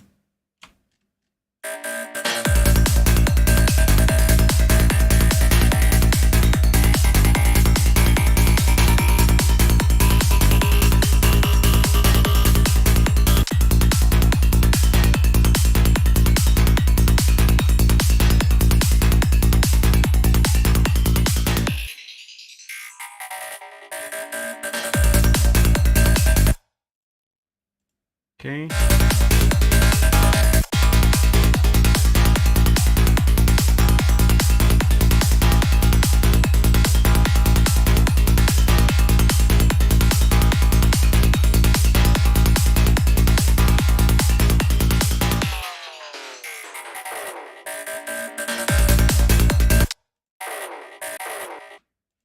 Here we have a little bit of an issue. This one 2-ish.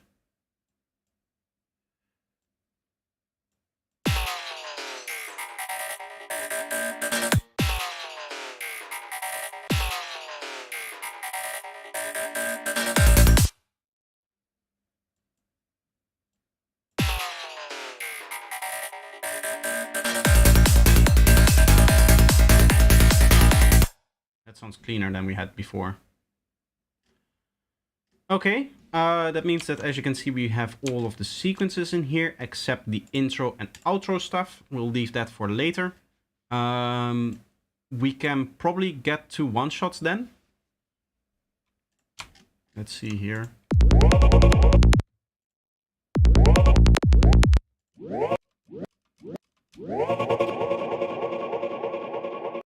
Yeah, this is probably the kind of thing where that because of that pitch bend, the very first part isn't really needed in that lower stuff there.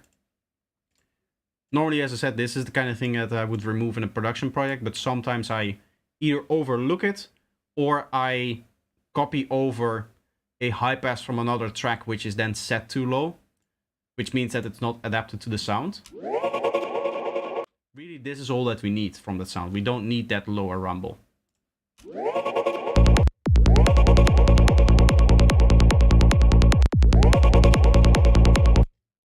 feel like there's some...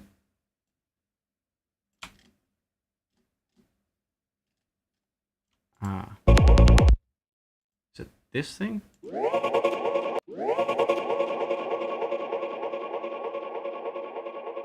There's definitely like a swipe in here, but that's not the main kind of clickiness that I hear.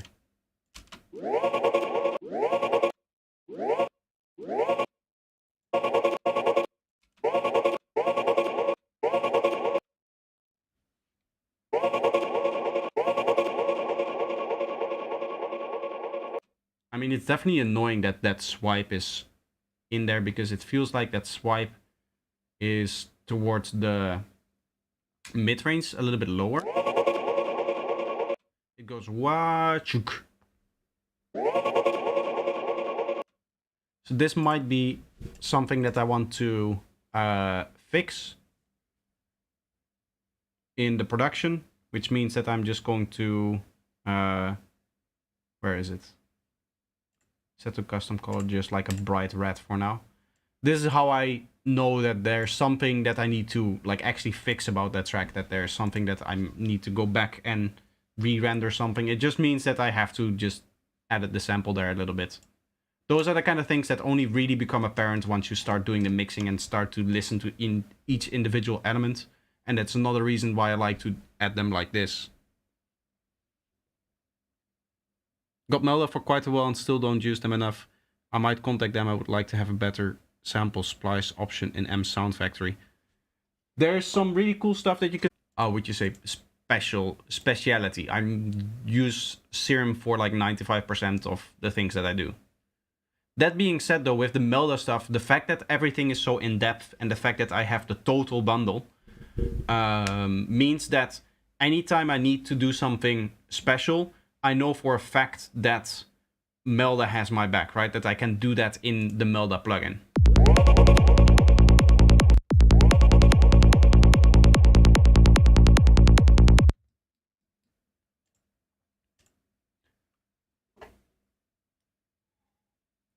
Like, there will never be a case where I load a Melda plugin and I'm like, oh, I want to get this kind of option, for example, out of the dynamics, and I'm not able to eventually get there.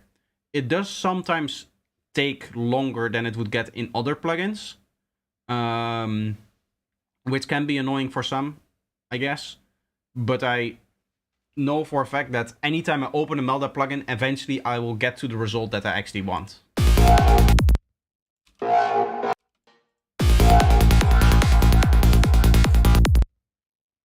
I'm a little bit too loud now. I'm starting to annoy my neighbors. This first one has a nasty lower feeling to it, I guess. It's this thing here.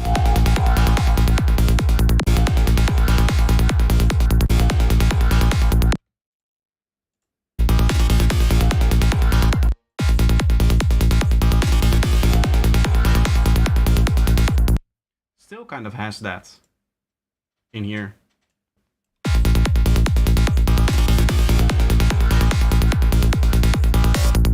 I feel like if I EQ it out too much, it loses all of the character that it has on the same one.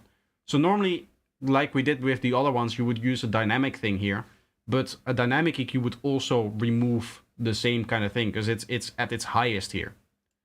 But with it, it sounds very annoying as well. But there's the kind of sound. If I remove it like this, somewhat, it feels like it loses all of its character.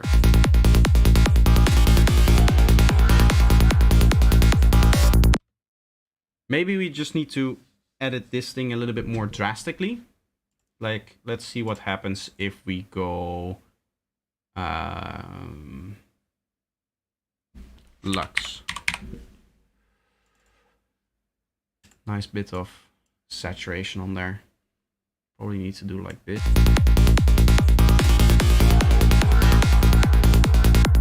It seems to be mainly affecting the second one. In fact, it doesn't even seem to change the first one all that much.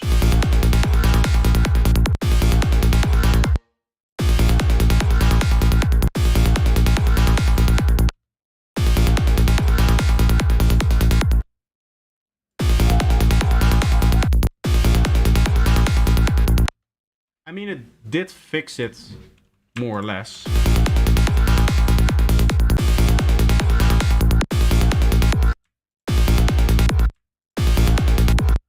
It seems to have a little bit more emphasis with the Lux on the wow, without having that annoying resonance that we're removing here. So that's kind of what I'm after.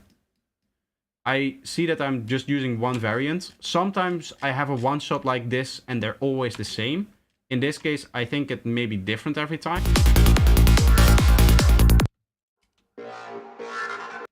Oh,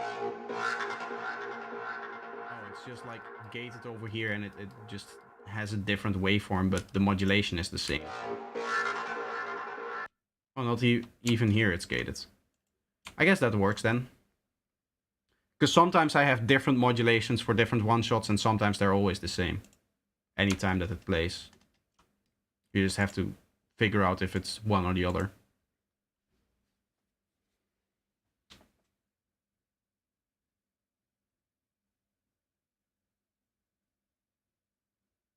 I did contact them. They changed the RTO price for the complete bundle, but it only means pay less but pay longer. Oh, you should have been there. Did I put it in the chat when they had their Christmas sale? Or the end of the year sale? I got almost $1,000 off my total bundle in terms of the price that I would need to pay because of the sale. Because the way, I think I talked about this in one of the other, like, conversations with projector videos, so this probably won't make it in the video that I'll make of this stream, but what Melda did is they ran a sale, and in order to not kind of screw up the people that were continuously paying them, they allowed you to convert your subscription into a sale by paying off the difference between what you had paid in subscription and the sale price.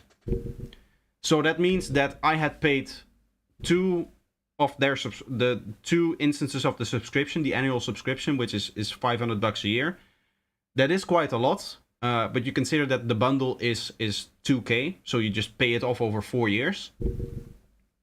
I believe at the full price, something like that. But the sale made it to 1K and $50 or something like that. So what I ended up paying for the bundle was, so I just had paid my subscription, my second year of subscription, and that meant that I was at $1,000, and the sale was, and the sale would be for $1,050. So I just paid them $50, and then I got the whole bundle, and now I'm no longer in their subscription. I no longer pay their subscription because I converted it into having purchased the bundle. Maybe they'll do that next year again, and then you can just pay it off as well. But I believe I even put that in the Discord, like now is the time to do that.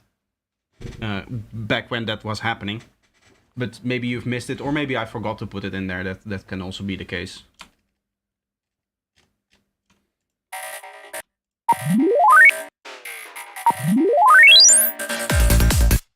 Okay, so this is definitely way too loud. This is kind of like one of those background sounds. And here, as you can see, we have a little bit of an issue. So we'll just delete that part and probably end up just lowering this by like 20 dB and making it a background sound. Like that, it sounds nice, but it needs to be wide and behind, I think. Stereo spreads.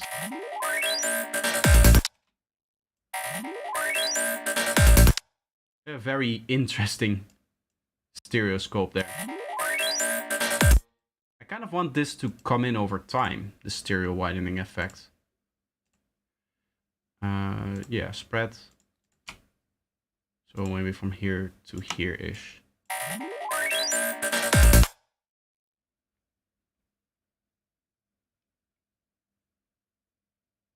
Sort of transforming existing sub to a rent to buy on the spot.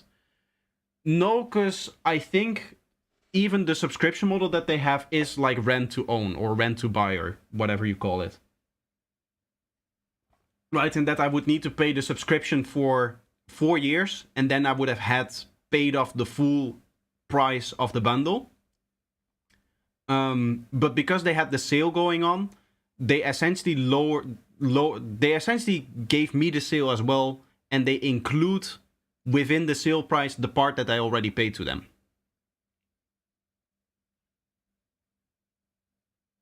I could have chosen the option to pay less, but rather pay more and be done sooner. That's understandable. Yeah. I understand that something like paying 2K for a plugin bundle is very expensive, so you would have that in installments of less. To be honest, what I would do in such a case as a company is just make like a flexible subscription bundle, so that let's say that you need to pay 2k to pay off the entire bundle, right?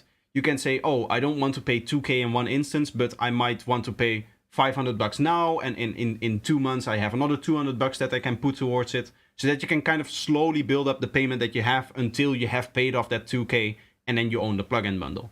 Because does it really matter if the income that you get is exactly $500 once a year at the specific date?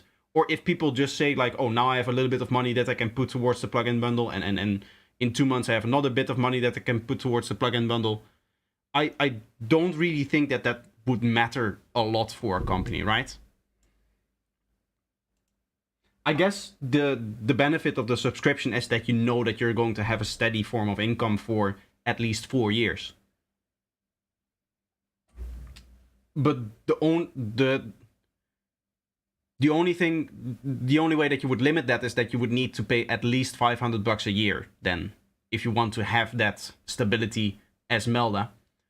It would mean that you would have at least $500 a year, but maybe even more income from that individual owner for a year, and then they can choose to pay it off faster, essentially.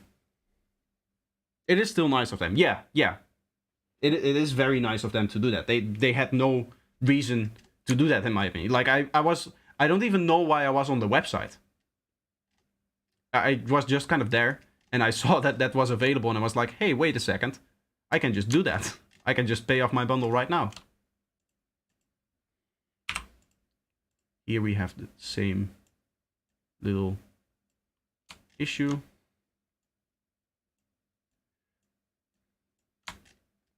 This, and again, we would need to do something like this here.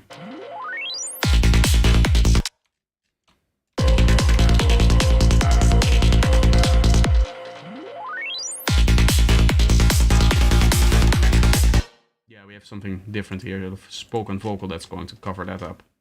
Because in the other one, we have the synths playing, right? It's still a bit loud in comparison to the synth. It should just be a detail sound. But it needs a little bit of room as well.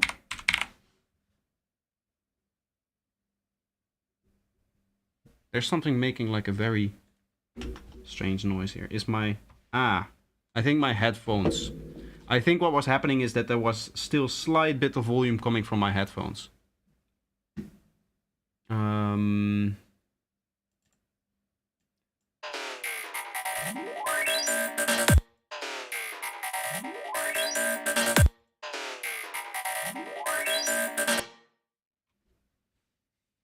I think I want a brighter reverb. I think the character room has, yeah, a bright model in it. I like that. I don't know how high it goes in terms of frequency. I don't think it goes too high. It does go pretty high, yeah. Does that matter? Because it's also louder towards that part.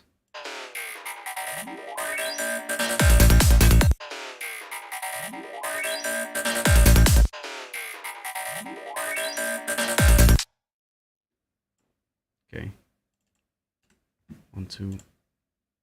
I guess even with a low shelf that would be okay. Just kind of shelving it off here as well.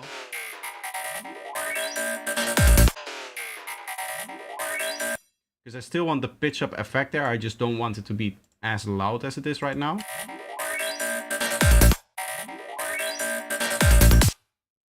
Nice. Maybe a bit longer of a reverb. I don't know why the character in the character room means that there's an elephant in the room. Because all of the other ones, they have the picture that kind of makes sense here, but the elephant, I don't get how that is character. Now it has a nice fade out that kind of works here. We're not going to be able to see if it's going to work there yet, because the context is not there yet. Here we have the context, so we'll just hope that it works on the other part as well.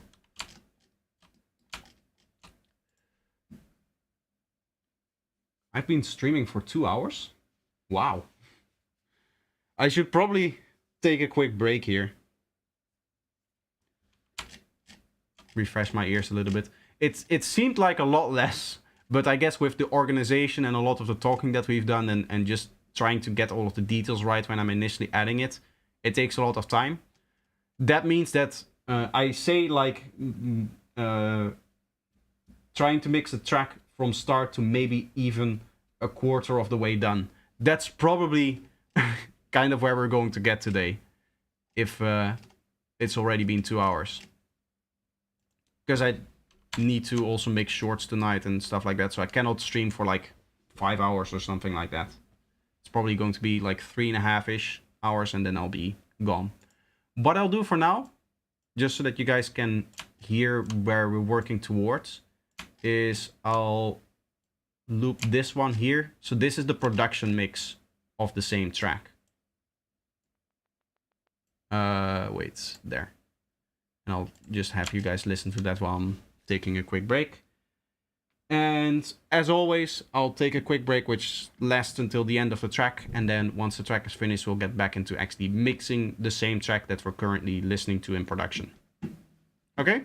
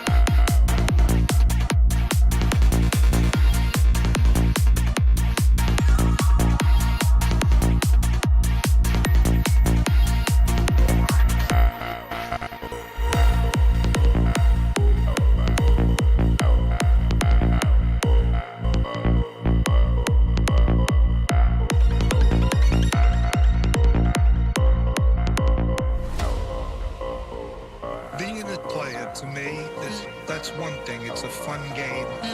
But where the real fruit is in the social aspect, where you get to meet people and play them a game and have a fun, competitive game. You do the best you can, but if you don't win, you won anyway. Because when you lose, you win too. Because if you're paying attention, you learn stuff.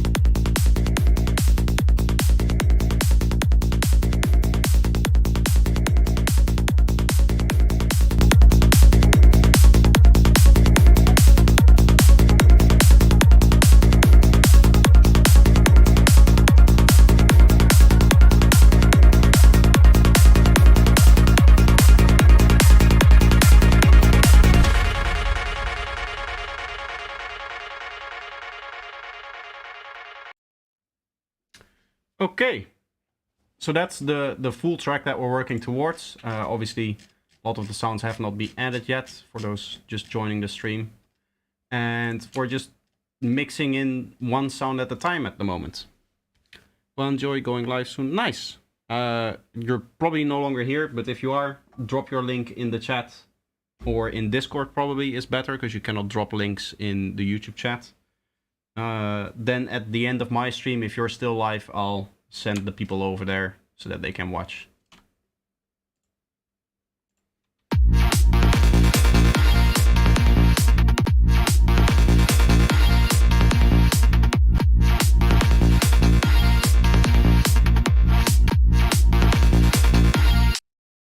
To be honest, it already sounded kind of good once it was at the high volume, but I want it a little bit lower in its detail.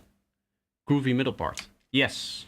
Yes, the middle part is like a progressive bass line kind of thing. I like to do that. And to be honest, I do that a lot in my tracks.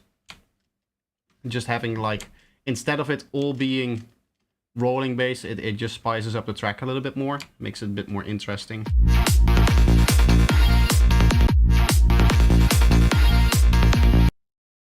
It kind of just quickly grabs the attention here and then goes back into the sequence. I guess right here, that's what you want, right? You want it to grab the attention here, where I shouldn't do that. There's no real way for me to select an area and to show you. without making a loop like that, which is a bit annoying, but okay.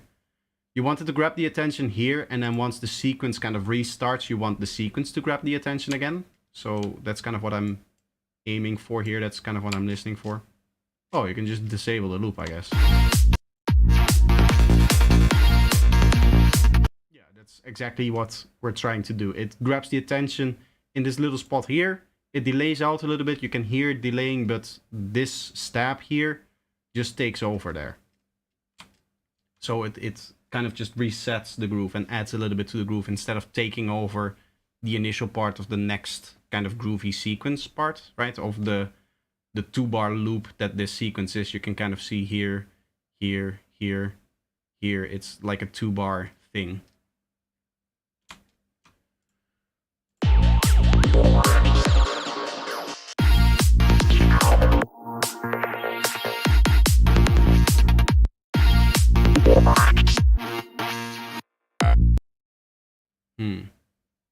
It's a bit of a tough sound, I think, because it has delay in only one spot, so you maybe need to treat it a bit differently.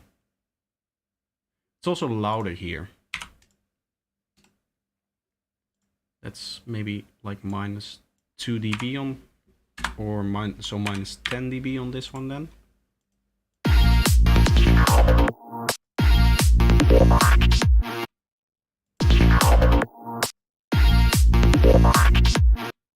It has no reverb here. That's what's happening. Aha.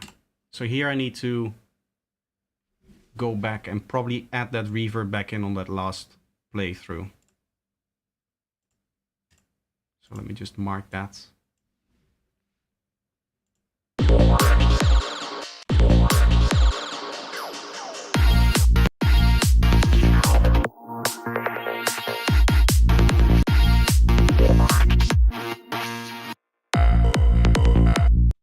Yeah.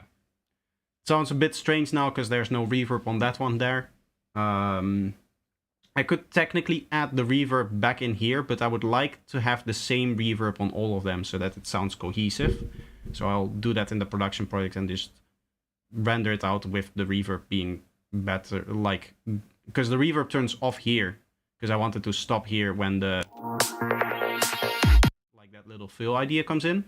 So I probably just forgot to turn it back on after that fill, like over here somewhere. So that's why there's no reverb on here. It doesn't play anywhere else, no.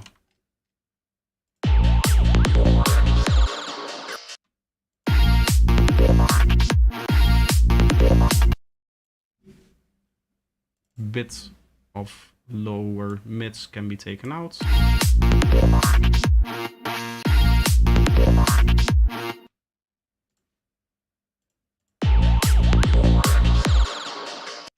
Nice.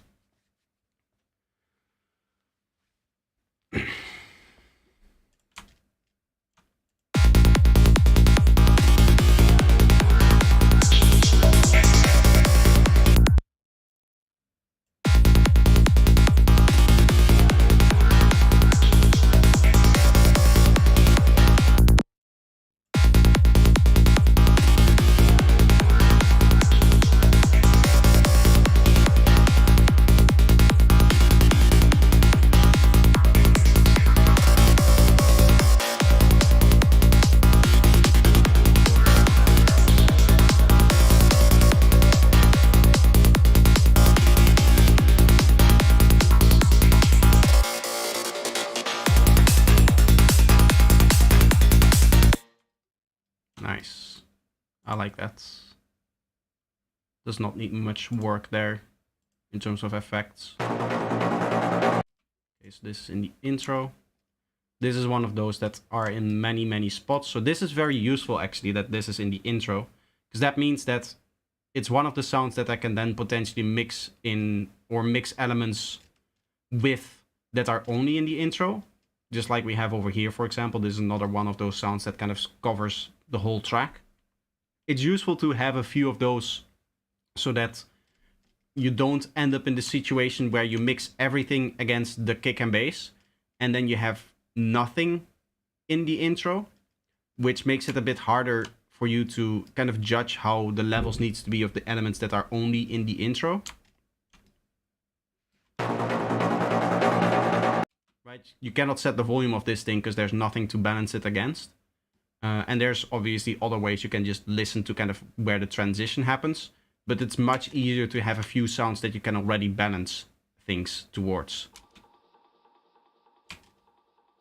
This is still intro, I guess. Yeah, kick and bass is happening here, so we need to listen to...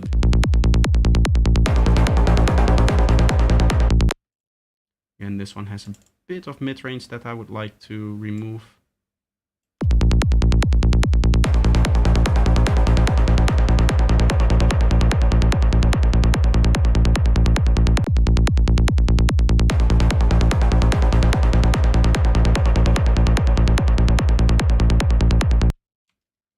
Okay, this one's over here, just in this one spot.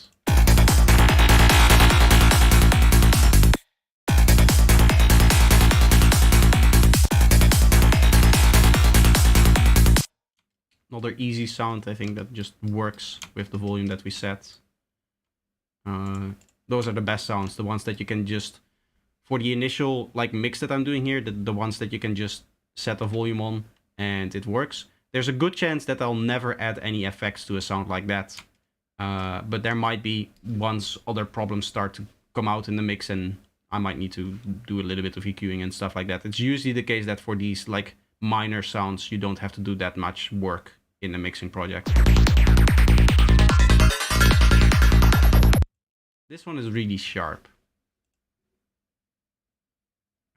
This might actually be one of those cases where I would need some spectral dynamics. At least we can see if that fixes or makes the sound the way that I want it to.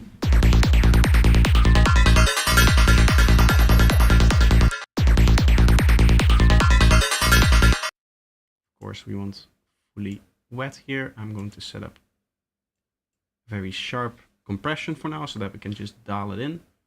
I'll quickly listen to it solo to make that decision, and then we'll see how it works in the mix.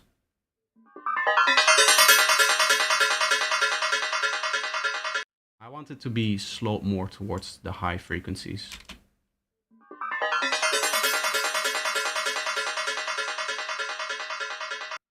Kind of like that.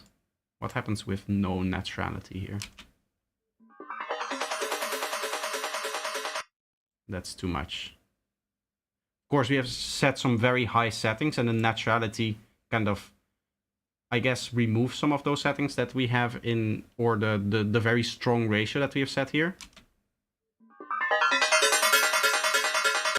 Now it sounds like very bad, right? Yeah, it just keeps it a little bit better sounding, but it still tames the sound a little bit. Can still remove some of the very end of it, the rising effect, by just like lowering it over here.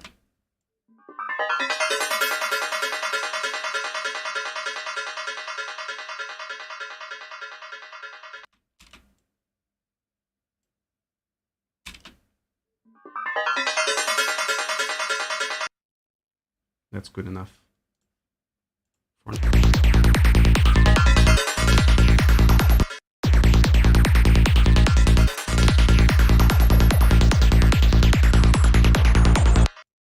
See what we have with this one.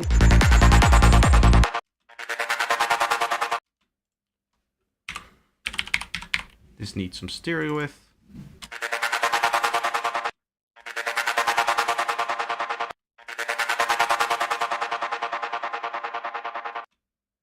It's the delay that is more mono.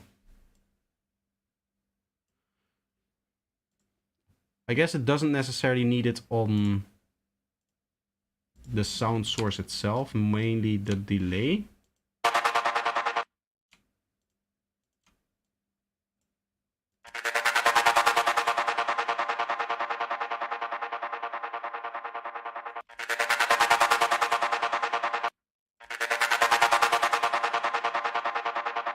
Yeah, you can hear what kind of difference that makes. It should push the delay back a little bit in the mix. Maybe we'll go even a bit more.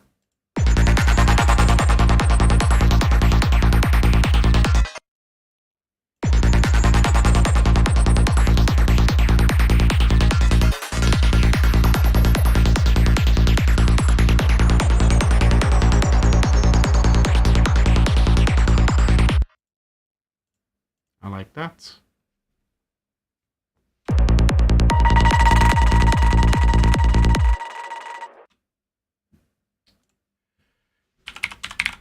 This needs to be a bit more washed.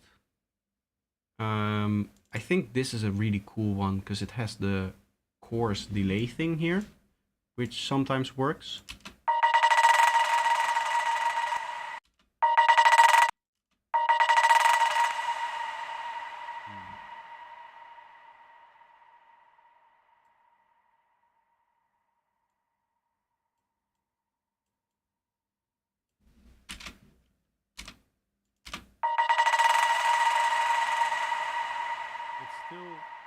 I mean, it adds the reverb that I wanted to add. I'll lower it a little bit and have it a bit more towards the dry again. But towards the start here, it's again not washed out enough. I think maybe something like a chorus would work on this.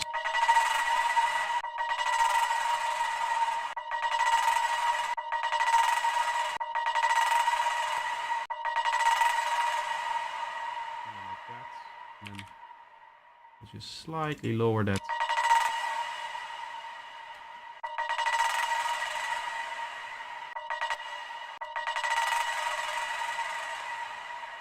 Yes.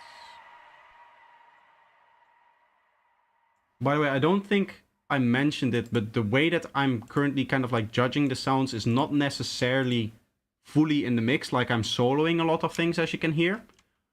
That's just so that I can have each sound the way that I kind of want it, and then the real like proper mixing is going to happen later on, when actually all of the sounds are in there, right? Because now again we don't really have the full context of the track yet, so a lot of decisions you cannot really fully make.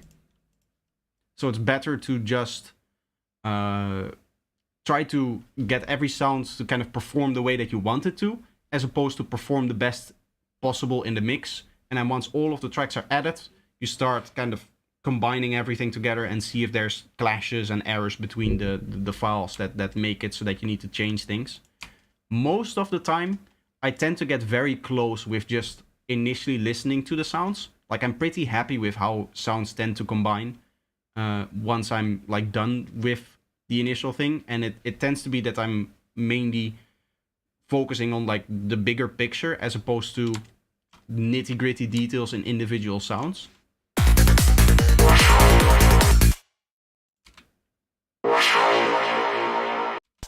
I like that. It's a nice sound.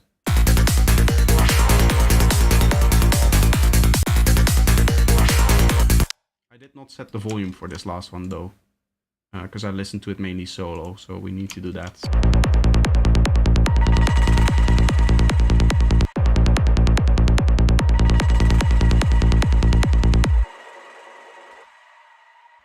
That's nice.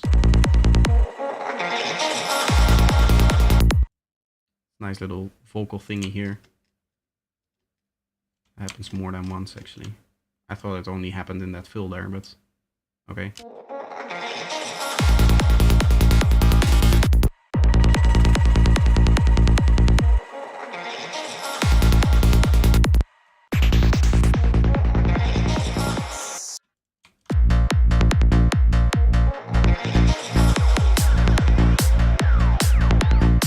That works.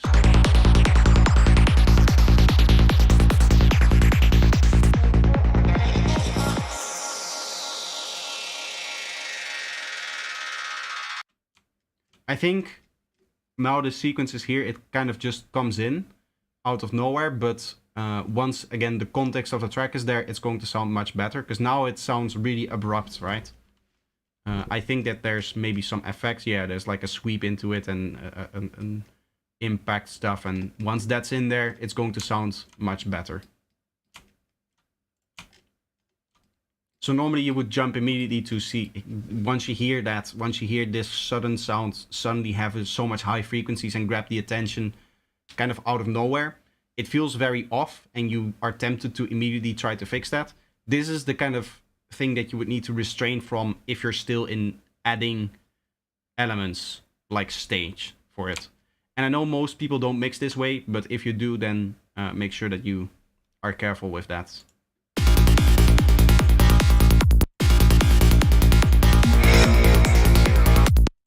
Bit of a wonky mid-range on that one.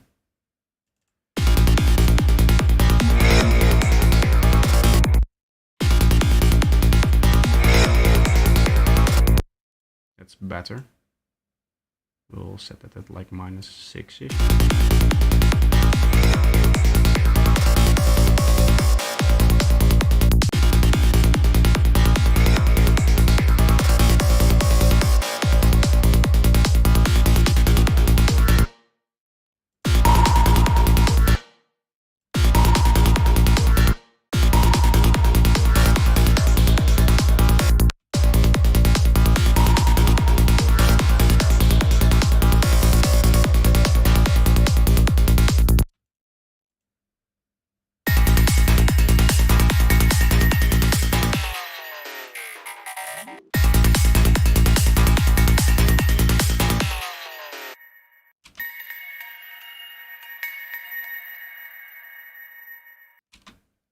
I think for this one here, I want to split it up because I want really that fill to just kind of take over here.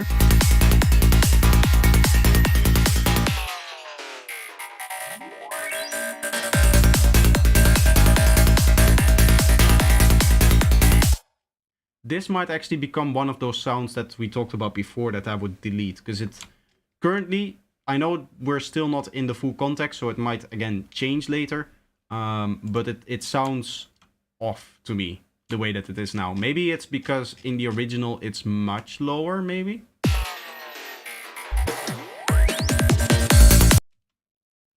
It's kind of like a continuous sweep in here. It does work in the context of the fill, so we'll obviously continue working on it. Once all of these elements come in, they should maybe cover up this bit as well and just make it work a lot better.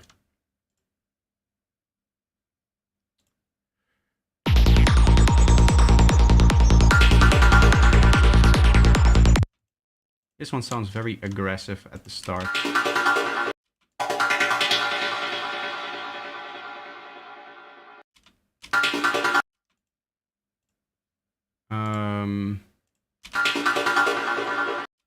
It does have the stereo wave that it needs.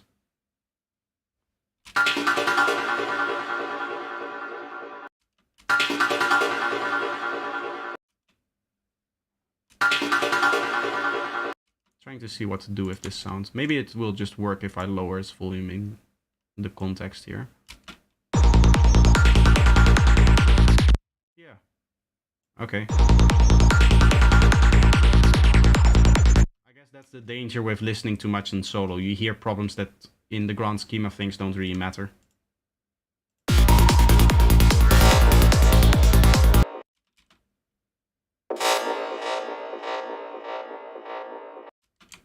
This is an interesting sound. It has a lot of fuzziness there.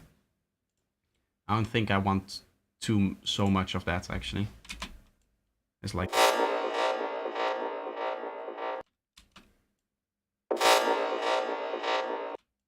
will be a bit more aggressive, I guess.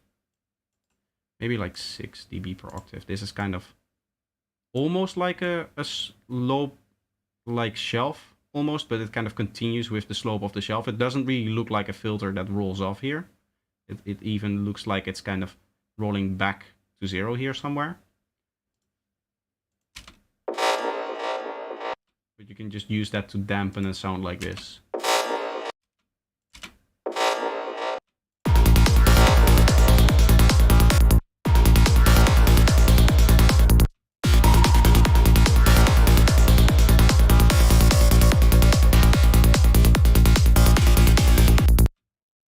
Bit lower, it can be like a nice little detail thing in here, I guess.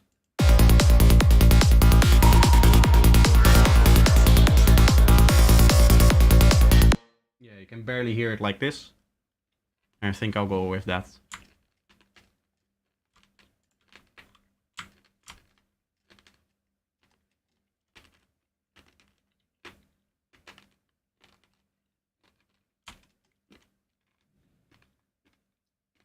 Can you guys hear these candies when I eat them? They have like these little, like, things on them. Little, very small balls, I guess it is. Almost like seeds, and they, when you crush them, they have like a clicky sound to it. Can you hear that in the microphone? If I get like really close, maybe? I can see it on the wave, yeah.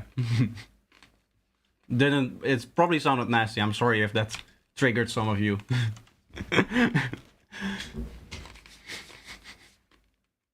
For others, it may be ASMR. Maybe you like it.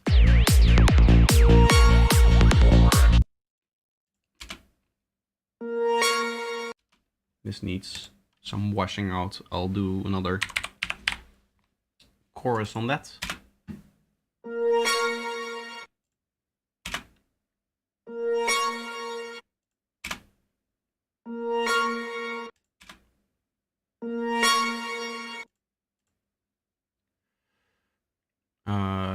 I think there's a preset in here that I also like.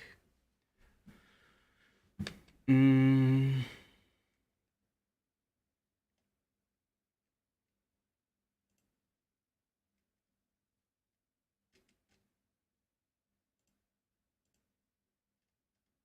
don't remember which one it was.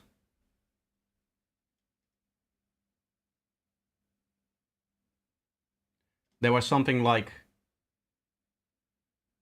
something called Deep and Wide, I believe, something like that. Maybe it's in here.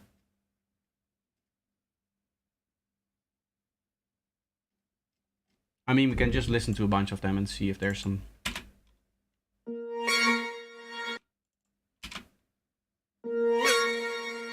These seem to be more creative things.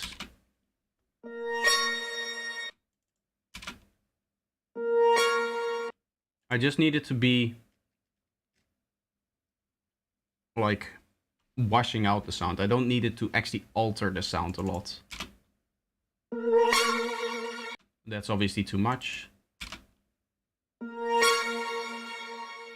Something like that, actually.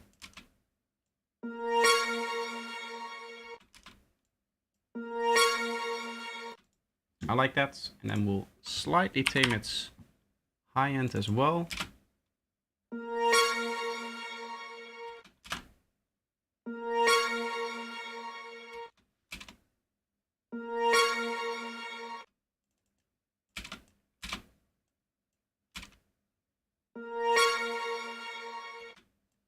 Where's that? This one.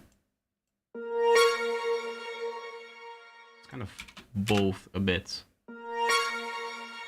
Yeah, I like that. I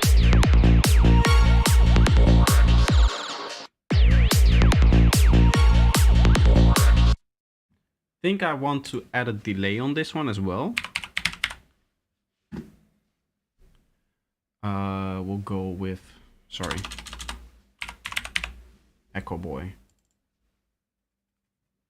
And then I'll go with like the memory because it's a bit darker. I don't want it to be too upfront. I just want it to repeat a bit.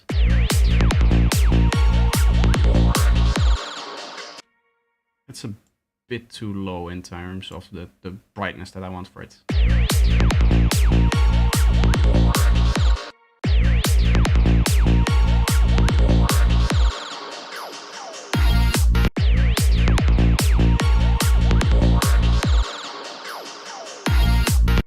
That's nice. That kind of connects it with the fill that is happening later. It kind of stops over here almost in the way that it fades out. So that's nice. I just quickly want to pour myself a drink.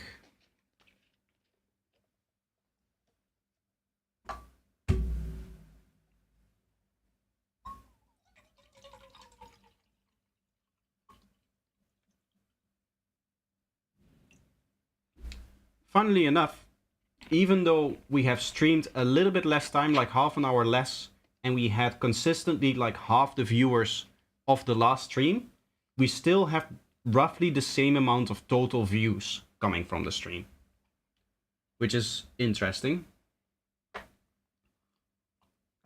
Like I would expect half the views then as well, but it seems to be like it's not entirely the same. Like I believe the last stream was 200, but we're now at 169. Nice, by the way. It's just funny that for some reason maybe it counts it differently, or people. I'm kind of, the reason why I bring it up is I'm kind of scared that there is a connection issue and that people have issue coming into the stream and that they continuously like try to enter the stream and that therefore the view count goes up. But I don't think that that's the case, because it has seemed like it looks stable to me now, right? We had a few issues at the beginning of the stream, like 22 minutes in, we dropped out once with the connection. But after that, I haven't had any indication of any issues with stream connection or anything like that. Ever since that it happened one time, where just almost everybody had issues getting into the stream, I've become a little bit paranoid about that, because I don't want to have people be excited for my live stream and then not be able to actually enjoy it. That would be very annoying. This is a really cool one shot. I like this one. It does need a little bit of lower volume, but it sounds good for the rest.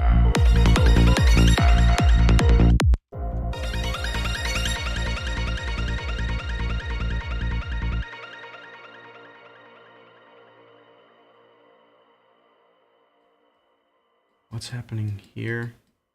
Is there a kick coming in later here as well?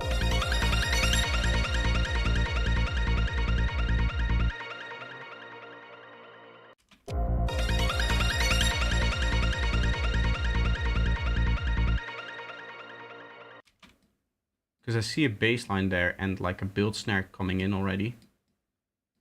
I would expect there... Ah, there's also slight kick there.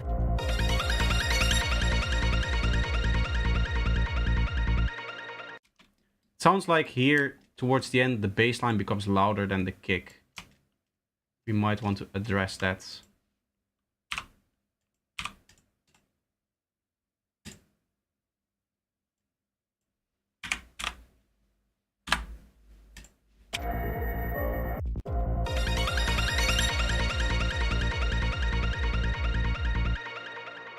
I guess that's just by the way it's filtered.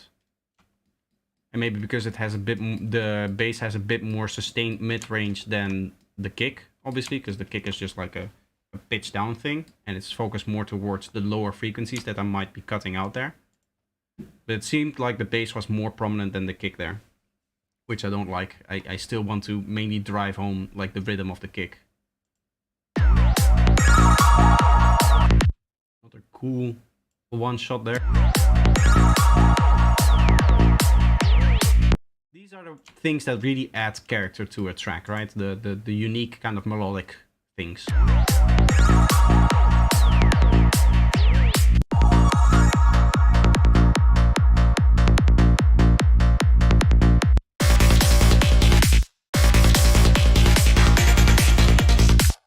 This kind of stuff as well. This is the kind of stuff that I like, and this is also the kind of stuff that you get out of Omnisphere a lot. Last few one-shots have been really nice in just working in the track.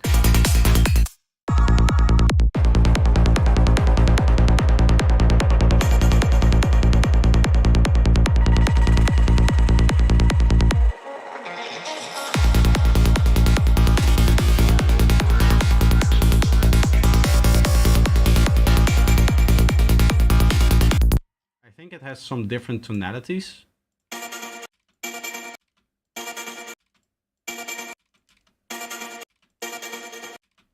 Yeah, it just changes ever so slightly between some of them.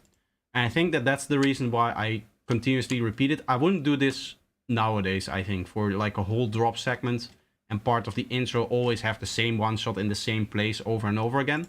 I think that may get boring after a while. Here we are at the flute. Now this may need... this may be a little bit more delicate here.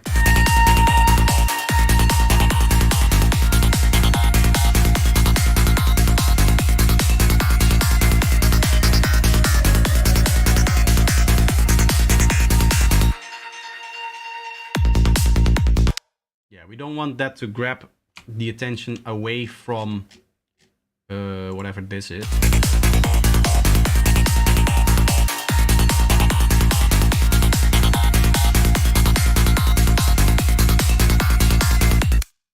I think the way that I want to do this is just have it come in a bit more with volume. Like from here to here, like maybe 2 dB off of it. That will give us also a bit more space for this element that starts playing at the same time.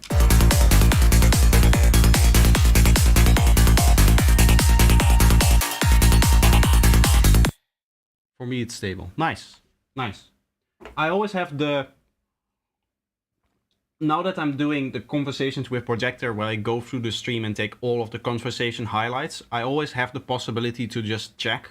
Because I basically watch my whole stream, right? In chunks. And anytime that there's some connection issue, you can immediately see that in the audio waveform. So when I'm editing the conversations, I will always have a look at kind of how stable the stream has been and how well the connection has been and stuff like that. I don't do that for all of them. I don't do any highlights for the feedback stream because, to be honest, the feedback stream kind of works on its own. It kind of like gets the views that it needs to get on its own, because people watch back their track for feedback anytime that they may go into production and stuff like that. But for the other streams, I note the reason why I started doing the conversations is because I noticed that the stream kind of happened and then nobody cared anymore. So for that reason, I wanted to make some actual content out of it. And I think a lot of the things that I say on my stream are very interesting, even for people that don't necessarily watch the stream live. But yeah, I'll look through it for this stream to see if there's any issues other than that issue that we had at 22 minutes. Because it is something that I want to get resolved. As I said, once I'm in the new apartment, I'll probably get just good internet. And that might solve it. It might also just be an OBS thing. But I won't know for sure until I have new internet. Which in this apartment, as I said, it's just not going to happen.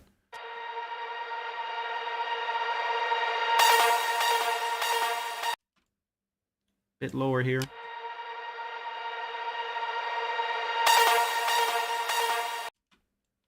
Bit more here. I'm just trying to get the relative volume between like its fade in and the actual stab. I still wanted to like have a stab with a bit of strength, because this is one of those main elements that you should remember from the track.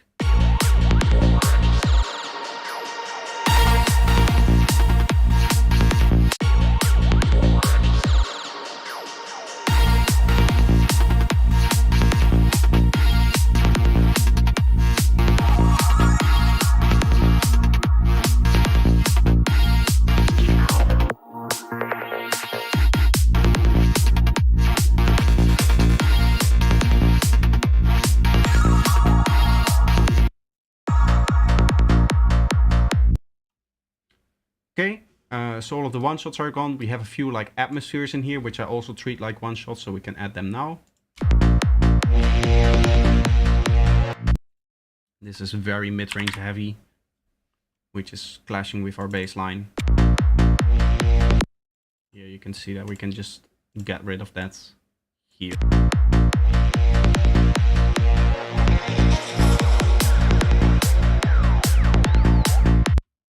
Honestly, listening to it now, I kind of want it to filter in over time. It's normally not like a decision that I would make in a mixing project, but here it feels like it just immediately kind of comes in. How many times does this play? 3 times.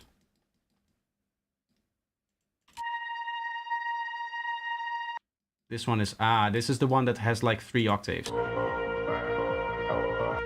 For these two it works. I'm just going to do it only for this one over here. So we'll have this one just kind of slowly fade in here.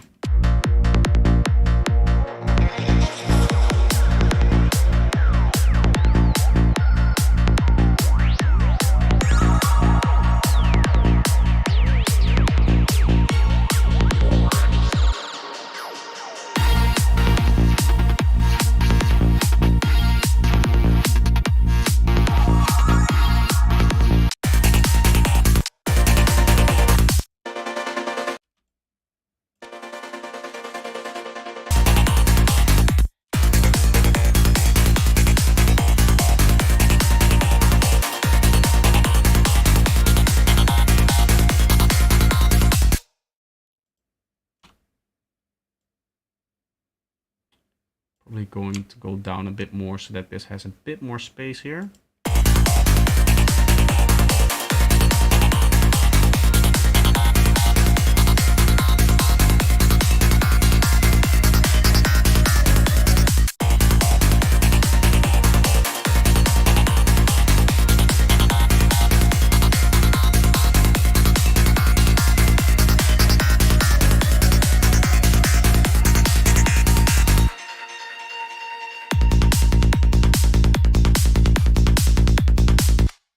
Okay, do we have some more small stuff? No. Then it's probably a good idea that we continue with the vocals at this point. Vocals are also main elements, so they are very, very important. I may have argued that it would have been better to go sequences, then vocals, and then one-shots. But I always like to have a bit more context when I'm doing them in here. Sometimes it depends on the track, of course, but maybe for this vocal over here, it doesn't seem to be the case. So here we don't have like big pads below the vocal. Normally, if I do have that, say like I have a setup like this where there's a bunch of pads and then there's a vocal on top, which as you can see in this case, apart from the pad itself, is not happening. But for the spoken vocals, if that is the case, I'll mix in the pads before I mix in the vocals. But in this case, they don't seem to have any of that kind of context, right? Like a pad below it that it needs to kind of balance against. So in this case, we can just mix in the vocals now. My brain is from somewhere else. My brain is from somewhere else.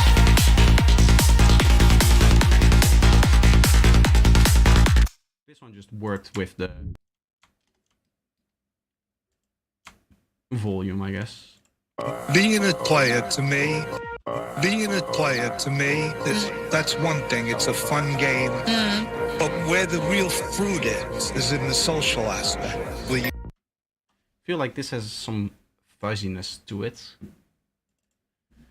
Being a player to me, that's one thing. It's a fun game. But where the real fruit is in the social aspect, where you get to meet people and play them a game and have a fun, competitive game.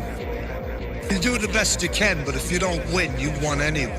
Because when you lose, you win too. Because if you're paying attention, There's one part here that is a little bit low. game. You do the best you can, but if you don't win, meet people game and have a fun, competitive game. Meet people and play them a game and have a fun, competitive game. You do the best you can, but if you don't win, you won anyway. Because when you lose, you Hear this anyway. won anyway. Because you won anyway. Because when I think here I just need to go back into the original vocal because there's delay and stuff on it right now, right? So I think I need to go back into the original and actually fix that in the original before it goes into the production processing.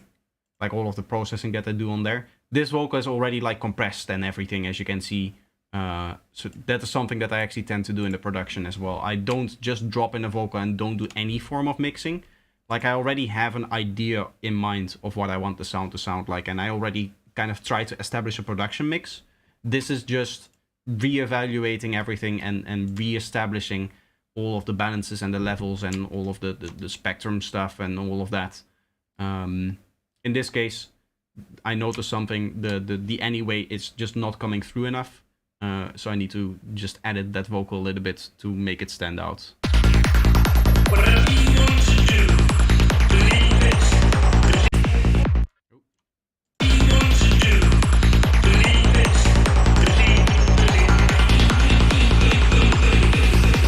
Play the game.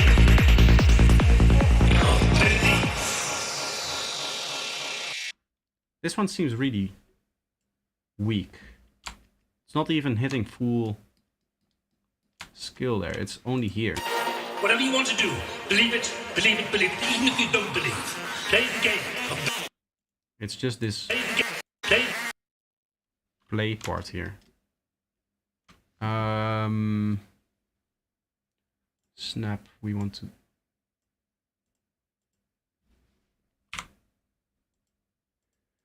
over here-ish, I can just remove like...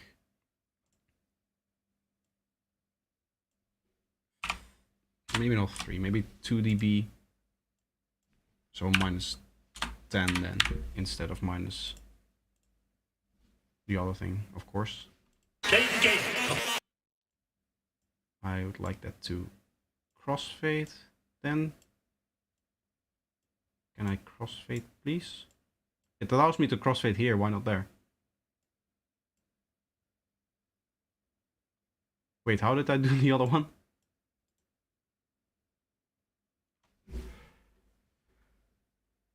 This is one of the issues with with Reaper. Once you try to find something very specific, then there's a whole big menu for everything.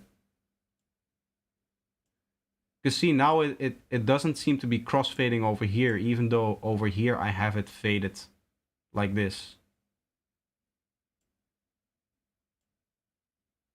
Like I'm trying to drag it out like this and it doesn't work. That's usually how it works in Ableton. I just don't want it to have like a big volume difference click in here.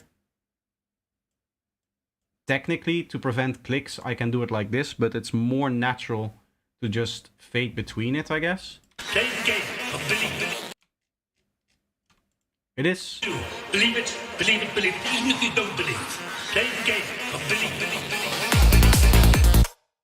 It's not sounding too bad here. I do think maybe the delay on this... Here the believe, it says believe and not believe. Do you know what I mean?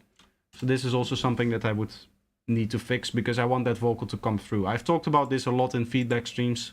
Vocals need to be understandable. And this is something that happens often, by the way, with the vocals. Especially, those are so delicate elements, right? Because we are like so used to how vocals are supposed to sound that anything that sounds off or phrase that doesn't get finished and anything like that, it feels strange to us. So in this case, I just need to edit those phrases so that they come out more. Let's see. In terms of all of our main elements, we are pretty much done. It's mainly like very supportive stuff. We should probably focus maybe on some of the drums in here. Like we have this thing.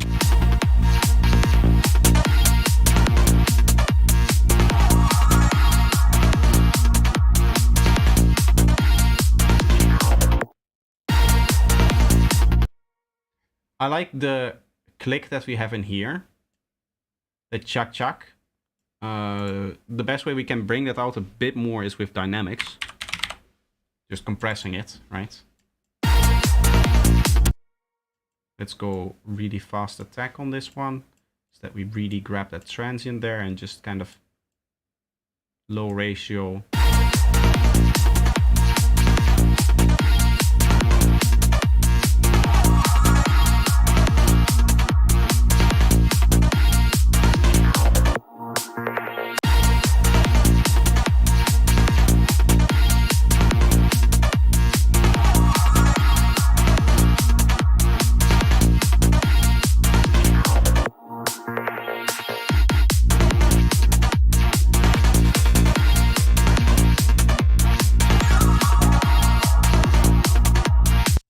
Maybe we're doing it a bit too much now.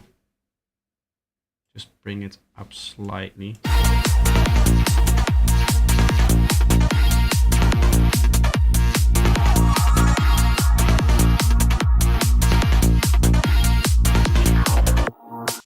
That's all we need. Just a little bit, bringing it out a bit more.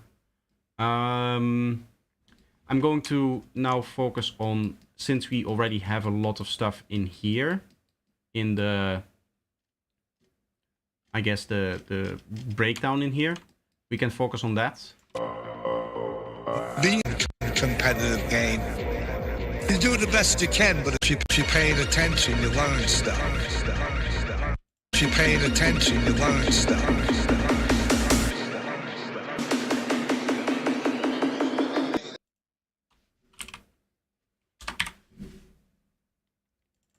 Here the fundamental is getting through a bit strong. If you're paying attention, you learn stuff.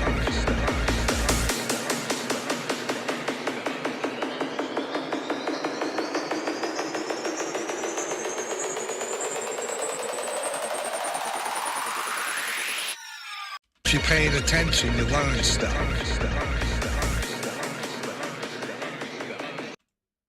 I like that.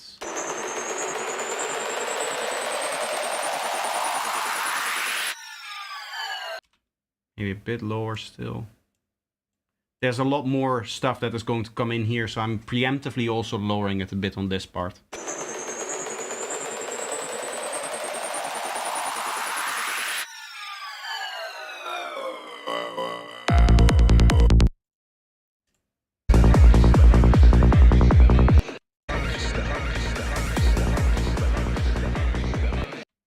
Because if you're paying attention, you learn stuff.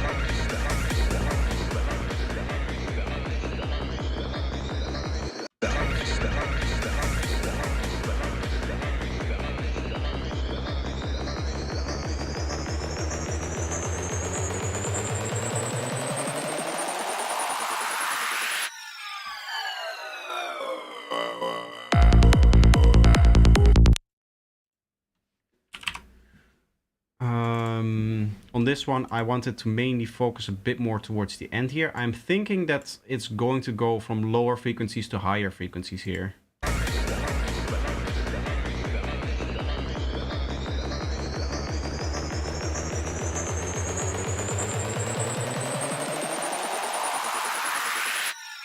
Yeah, so what I can just do is something like this, right? Where we just have this kind of like tilt shift.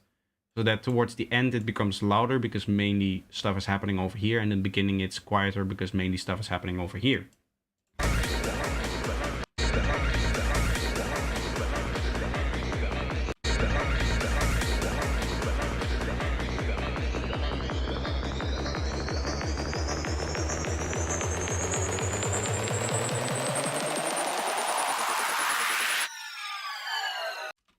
I'm looking to see if the transition between the kick and bass that is sitting in here and the kick and bass that sits in here is maintained, so that it feels like it's one continuous thing and that there's no like impact over here or something like that. There is like a big impact here, but I don't want it to suddenly increase the volume of the kick and bass itself as well. You know what I mean? So it's going to have an impact, this part, but I don't want there to be an actual difference in the energy of the kick and bass itself, I guess. Because if you're paying attention, you learn stuff.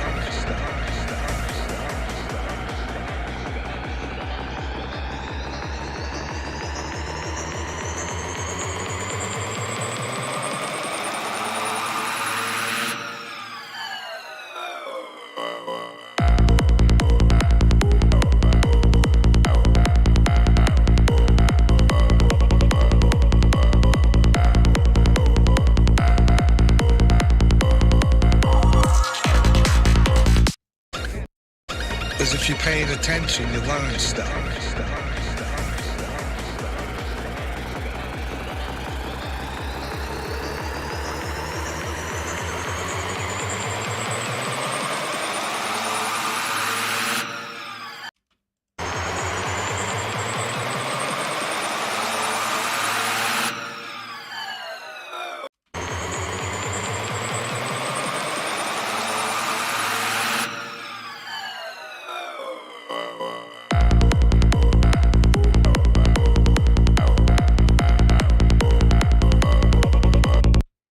Really danceable rhythm that we have here because of the final variation in that vocal.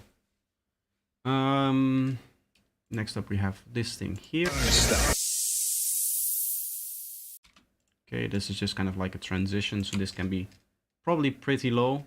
It's in other spots too, but I'll for now just mix it into the context that I have over here, and then we'll listen to the rest of it. If you're paying attention, you learn stuff. Of course, here it sounds a bit odd now, but as we said before, there's this impact here, which probably should be like this as well.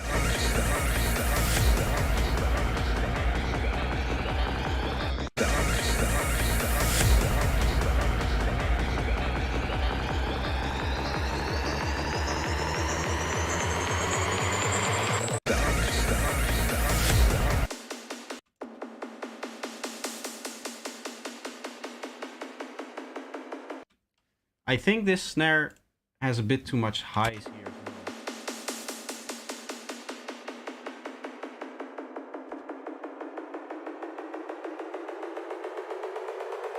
I'm just going to do it like this, where over here it stays, and then like towards the end here it's gonna go back to its original position of 0.50, which is like equilibrium.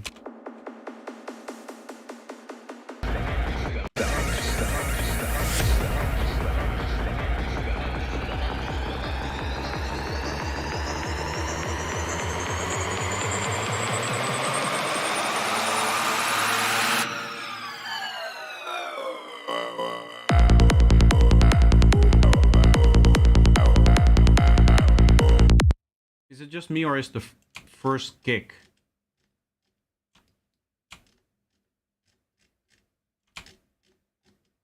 It feels like the first kick has some issues here, right? Yeah. You can see the first one there. Does that happen everywhere? No, right? That means that there's some automation specifically over here that is messed up, so I need to look into that as well. There's a lot of errors in this one, actually. How many files do I have to... 1, 2, 3, 5. That might be a record already. And in terms of the amount of files that this track has, this is nowhere near the biggest production I've ever had.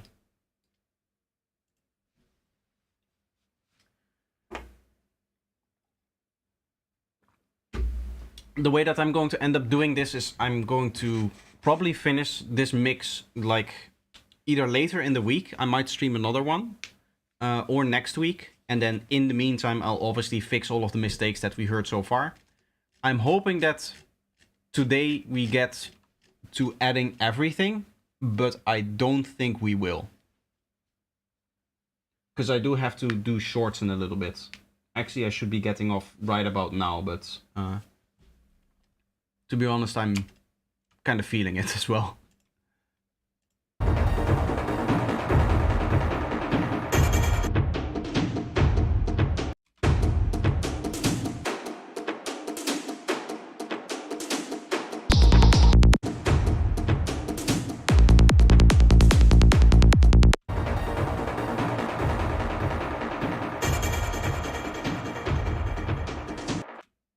Okay. Here, what I would like to do is I would like for the lower frequencies of this sound to be a bit more gated, almost. And I'll show you a cool trick. M Dynamics MB. It doesn't have to be the multiband version of M Dynamics, but what you can do is you can do parallel processing with a gate here. So we're going to go to the low frequencies. To be honest, I don't really care about phase shift and parallel processing and the phase shift of the multiband filter and all of that jazz in this one, because the sound is just rumble, so it doesn't matter anyway. What you can do is you can turn on a very strong gate, let's say like this, just to get kind of like the feeling right that you want.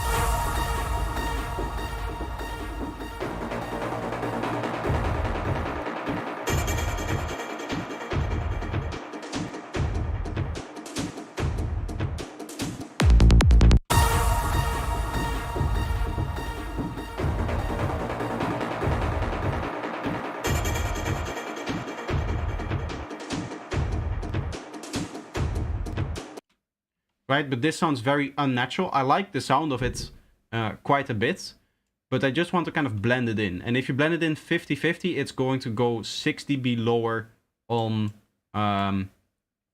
the volume instead of just cutting it out all the way.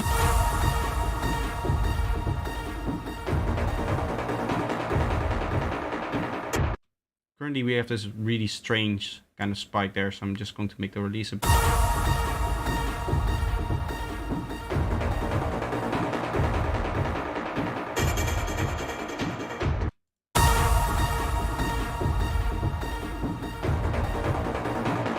can kind of hear now we have this continuous long rumble, and with this...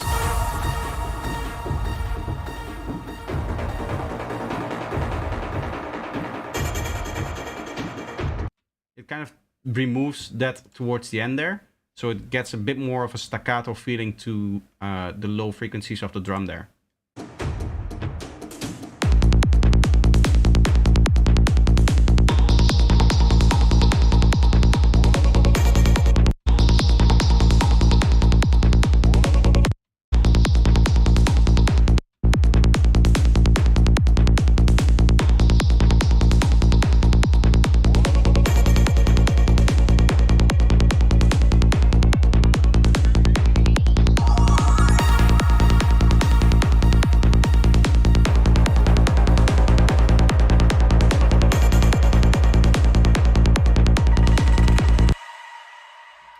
Okay, starting to sound nice. I like all of the things that we've added so far. I'm going to wrap up the stream though for today.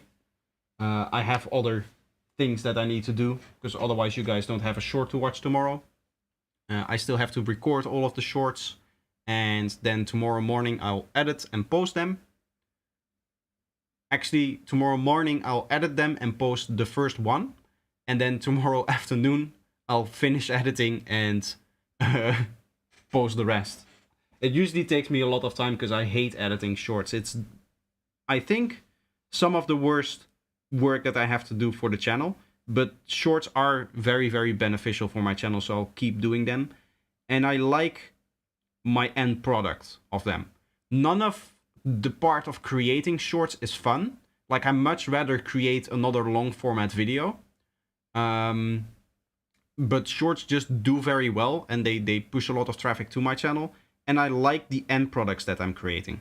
I just don't like making it because, for one, I record them in bulk. So I always have to do 15 at the time, or like 20 at the time in terms of the editing. So it gets very boring, right? It's always the same thing over and over and over again for 20 times. And two, all of the problems that I have recording normal content seems to be exaggerated with shorts, because I also have to like stay within the 1 minute time frame.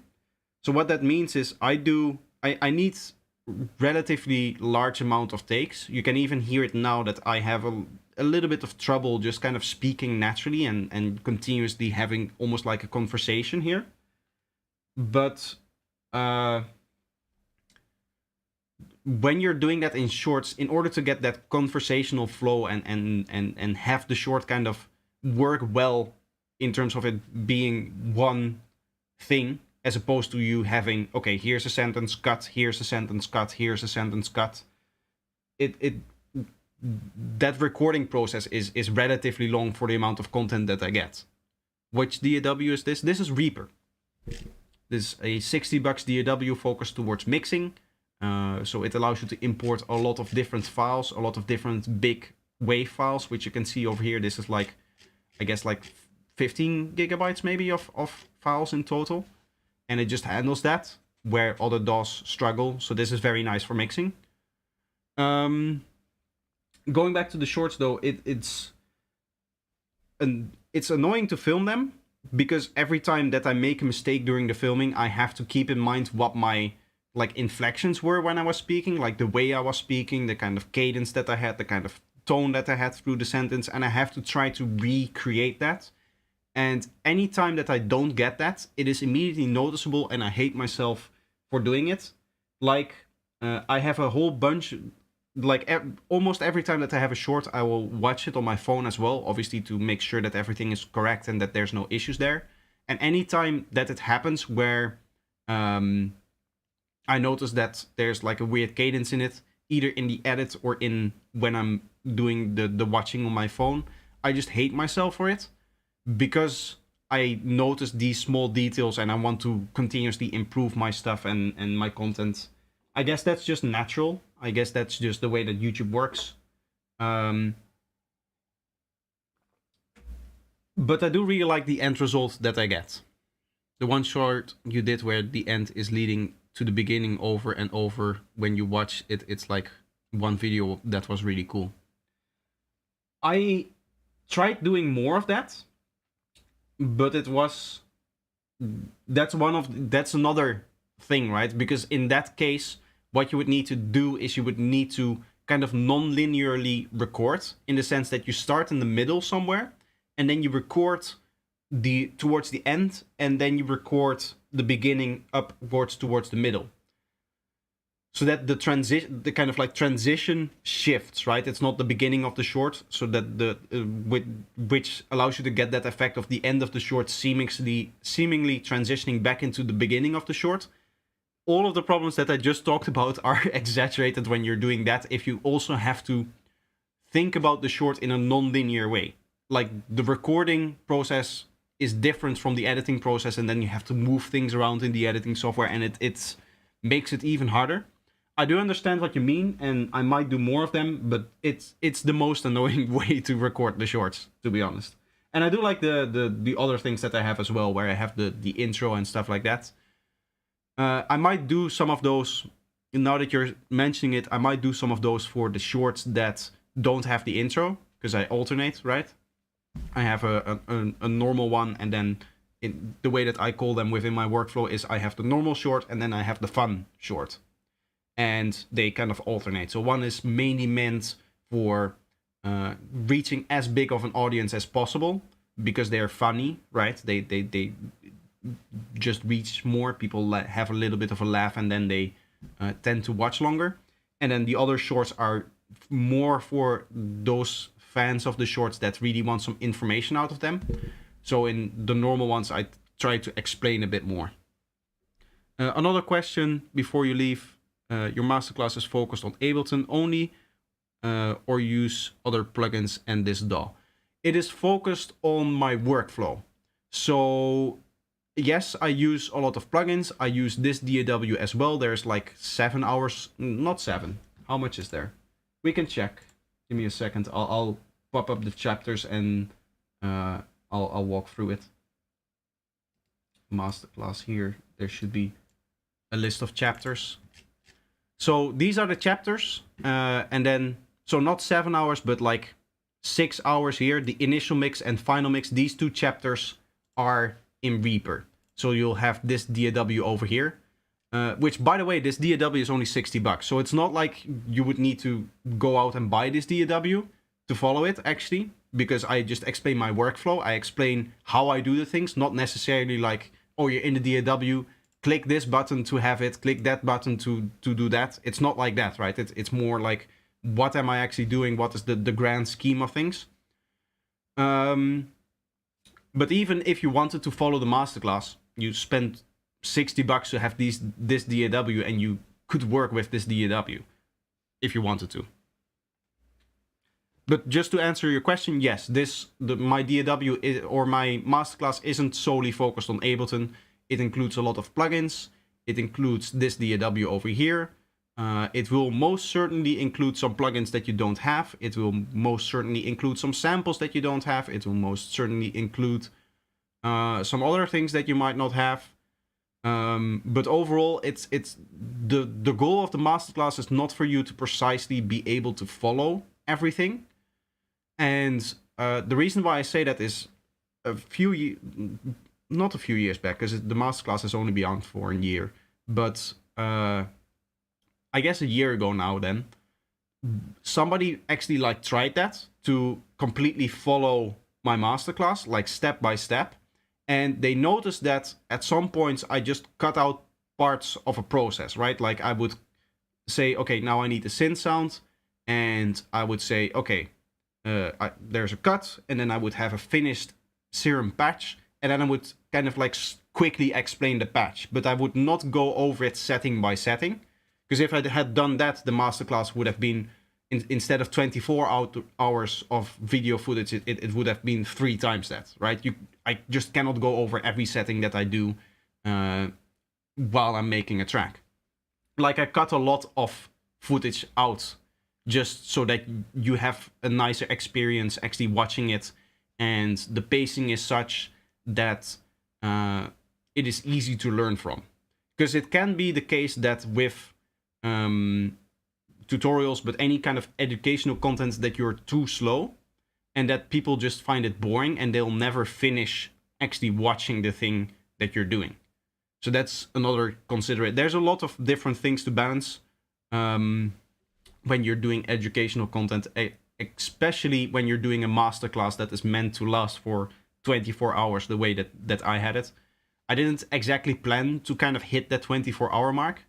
In fact, I didn't hit it. It's 23 hours and 56 minutes. And I'm kind of sad about that.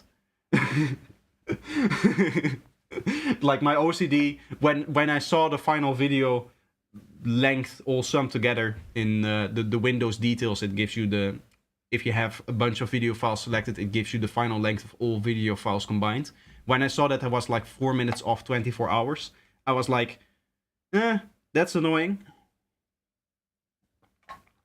I technically cannot put it in the marketing material that's 24 hours now, because that would be false advertising, technically. So I didn't. I always say it's almost 24 hours. But it's almost 24 hours by 4 minutes. But yeah, there's a lot that goes into it, making it digestible, and also, if you get a product that takes 72 hours of your time just watching it, it's much bigger task for people to go through it, right? It would just take a lot longer for you to digest all of the information just naturally, because there's like three times more footage for you to watch. So when it comes to that masterclass, it is meant for you to kind of pick up on the workflow that I have and I guess that's like the initial time that you watch it, and then the second and third time, if you watch it multiple times, you might pick up on more of the like little detail things that I do. But the main idea is that you get my workflow and you see all of the main things that I do to make sure that the track comes out the way that I want it to come out. And that's also how I tend to explain things. As I said, I don't go through an individual patch. Of course, for the kick and for the bass, I do that. And for some of the synth sounds, I also do that. But for many of the sounds, I don't go through the exact patch and explain step by step how to make every patch. That's not the goal of the masterclass. It's not the goal for you to kind of copy the track. And for that reason, I decided to do it like that. Thanks, love your work. Thank you. I'm glad you do. So yeah, I'm going to wrap it up. I'm going to end it here, and I'll be working on some more shorts. I hope you guys enjoyed the stream. I hope you are happy with the progress. I am slightly disappointed that we didn't get to add all of the tracks, but I have to be realistic and say that today we did a lot of work, and I should be pretty happy with all of the work that I did. And to be honest, I am. I think what we have done is sounding good. Next time that I stream this, what I'll do with this project is I'll finish it on stream. I don't immediately need this track. Like, there's not a lot of pressure behind this mix. I have another single coming out the 20th of March. So there's already something in the pipeline for the release. Which means that there's not a lot of pressure here. So I'll wait like a week, or not even a week. Maybe on Friday I'll do another stream, depending on how much time I have and everything. And I'll try to start to finish mix this whole project on stream, so you guys get to see everything that I'm doing mix-wise in this project. But yeah, that's going to be it. I hope you guys enjoyed the stream, and I'll see you guys in the next one. Bye bye.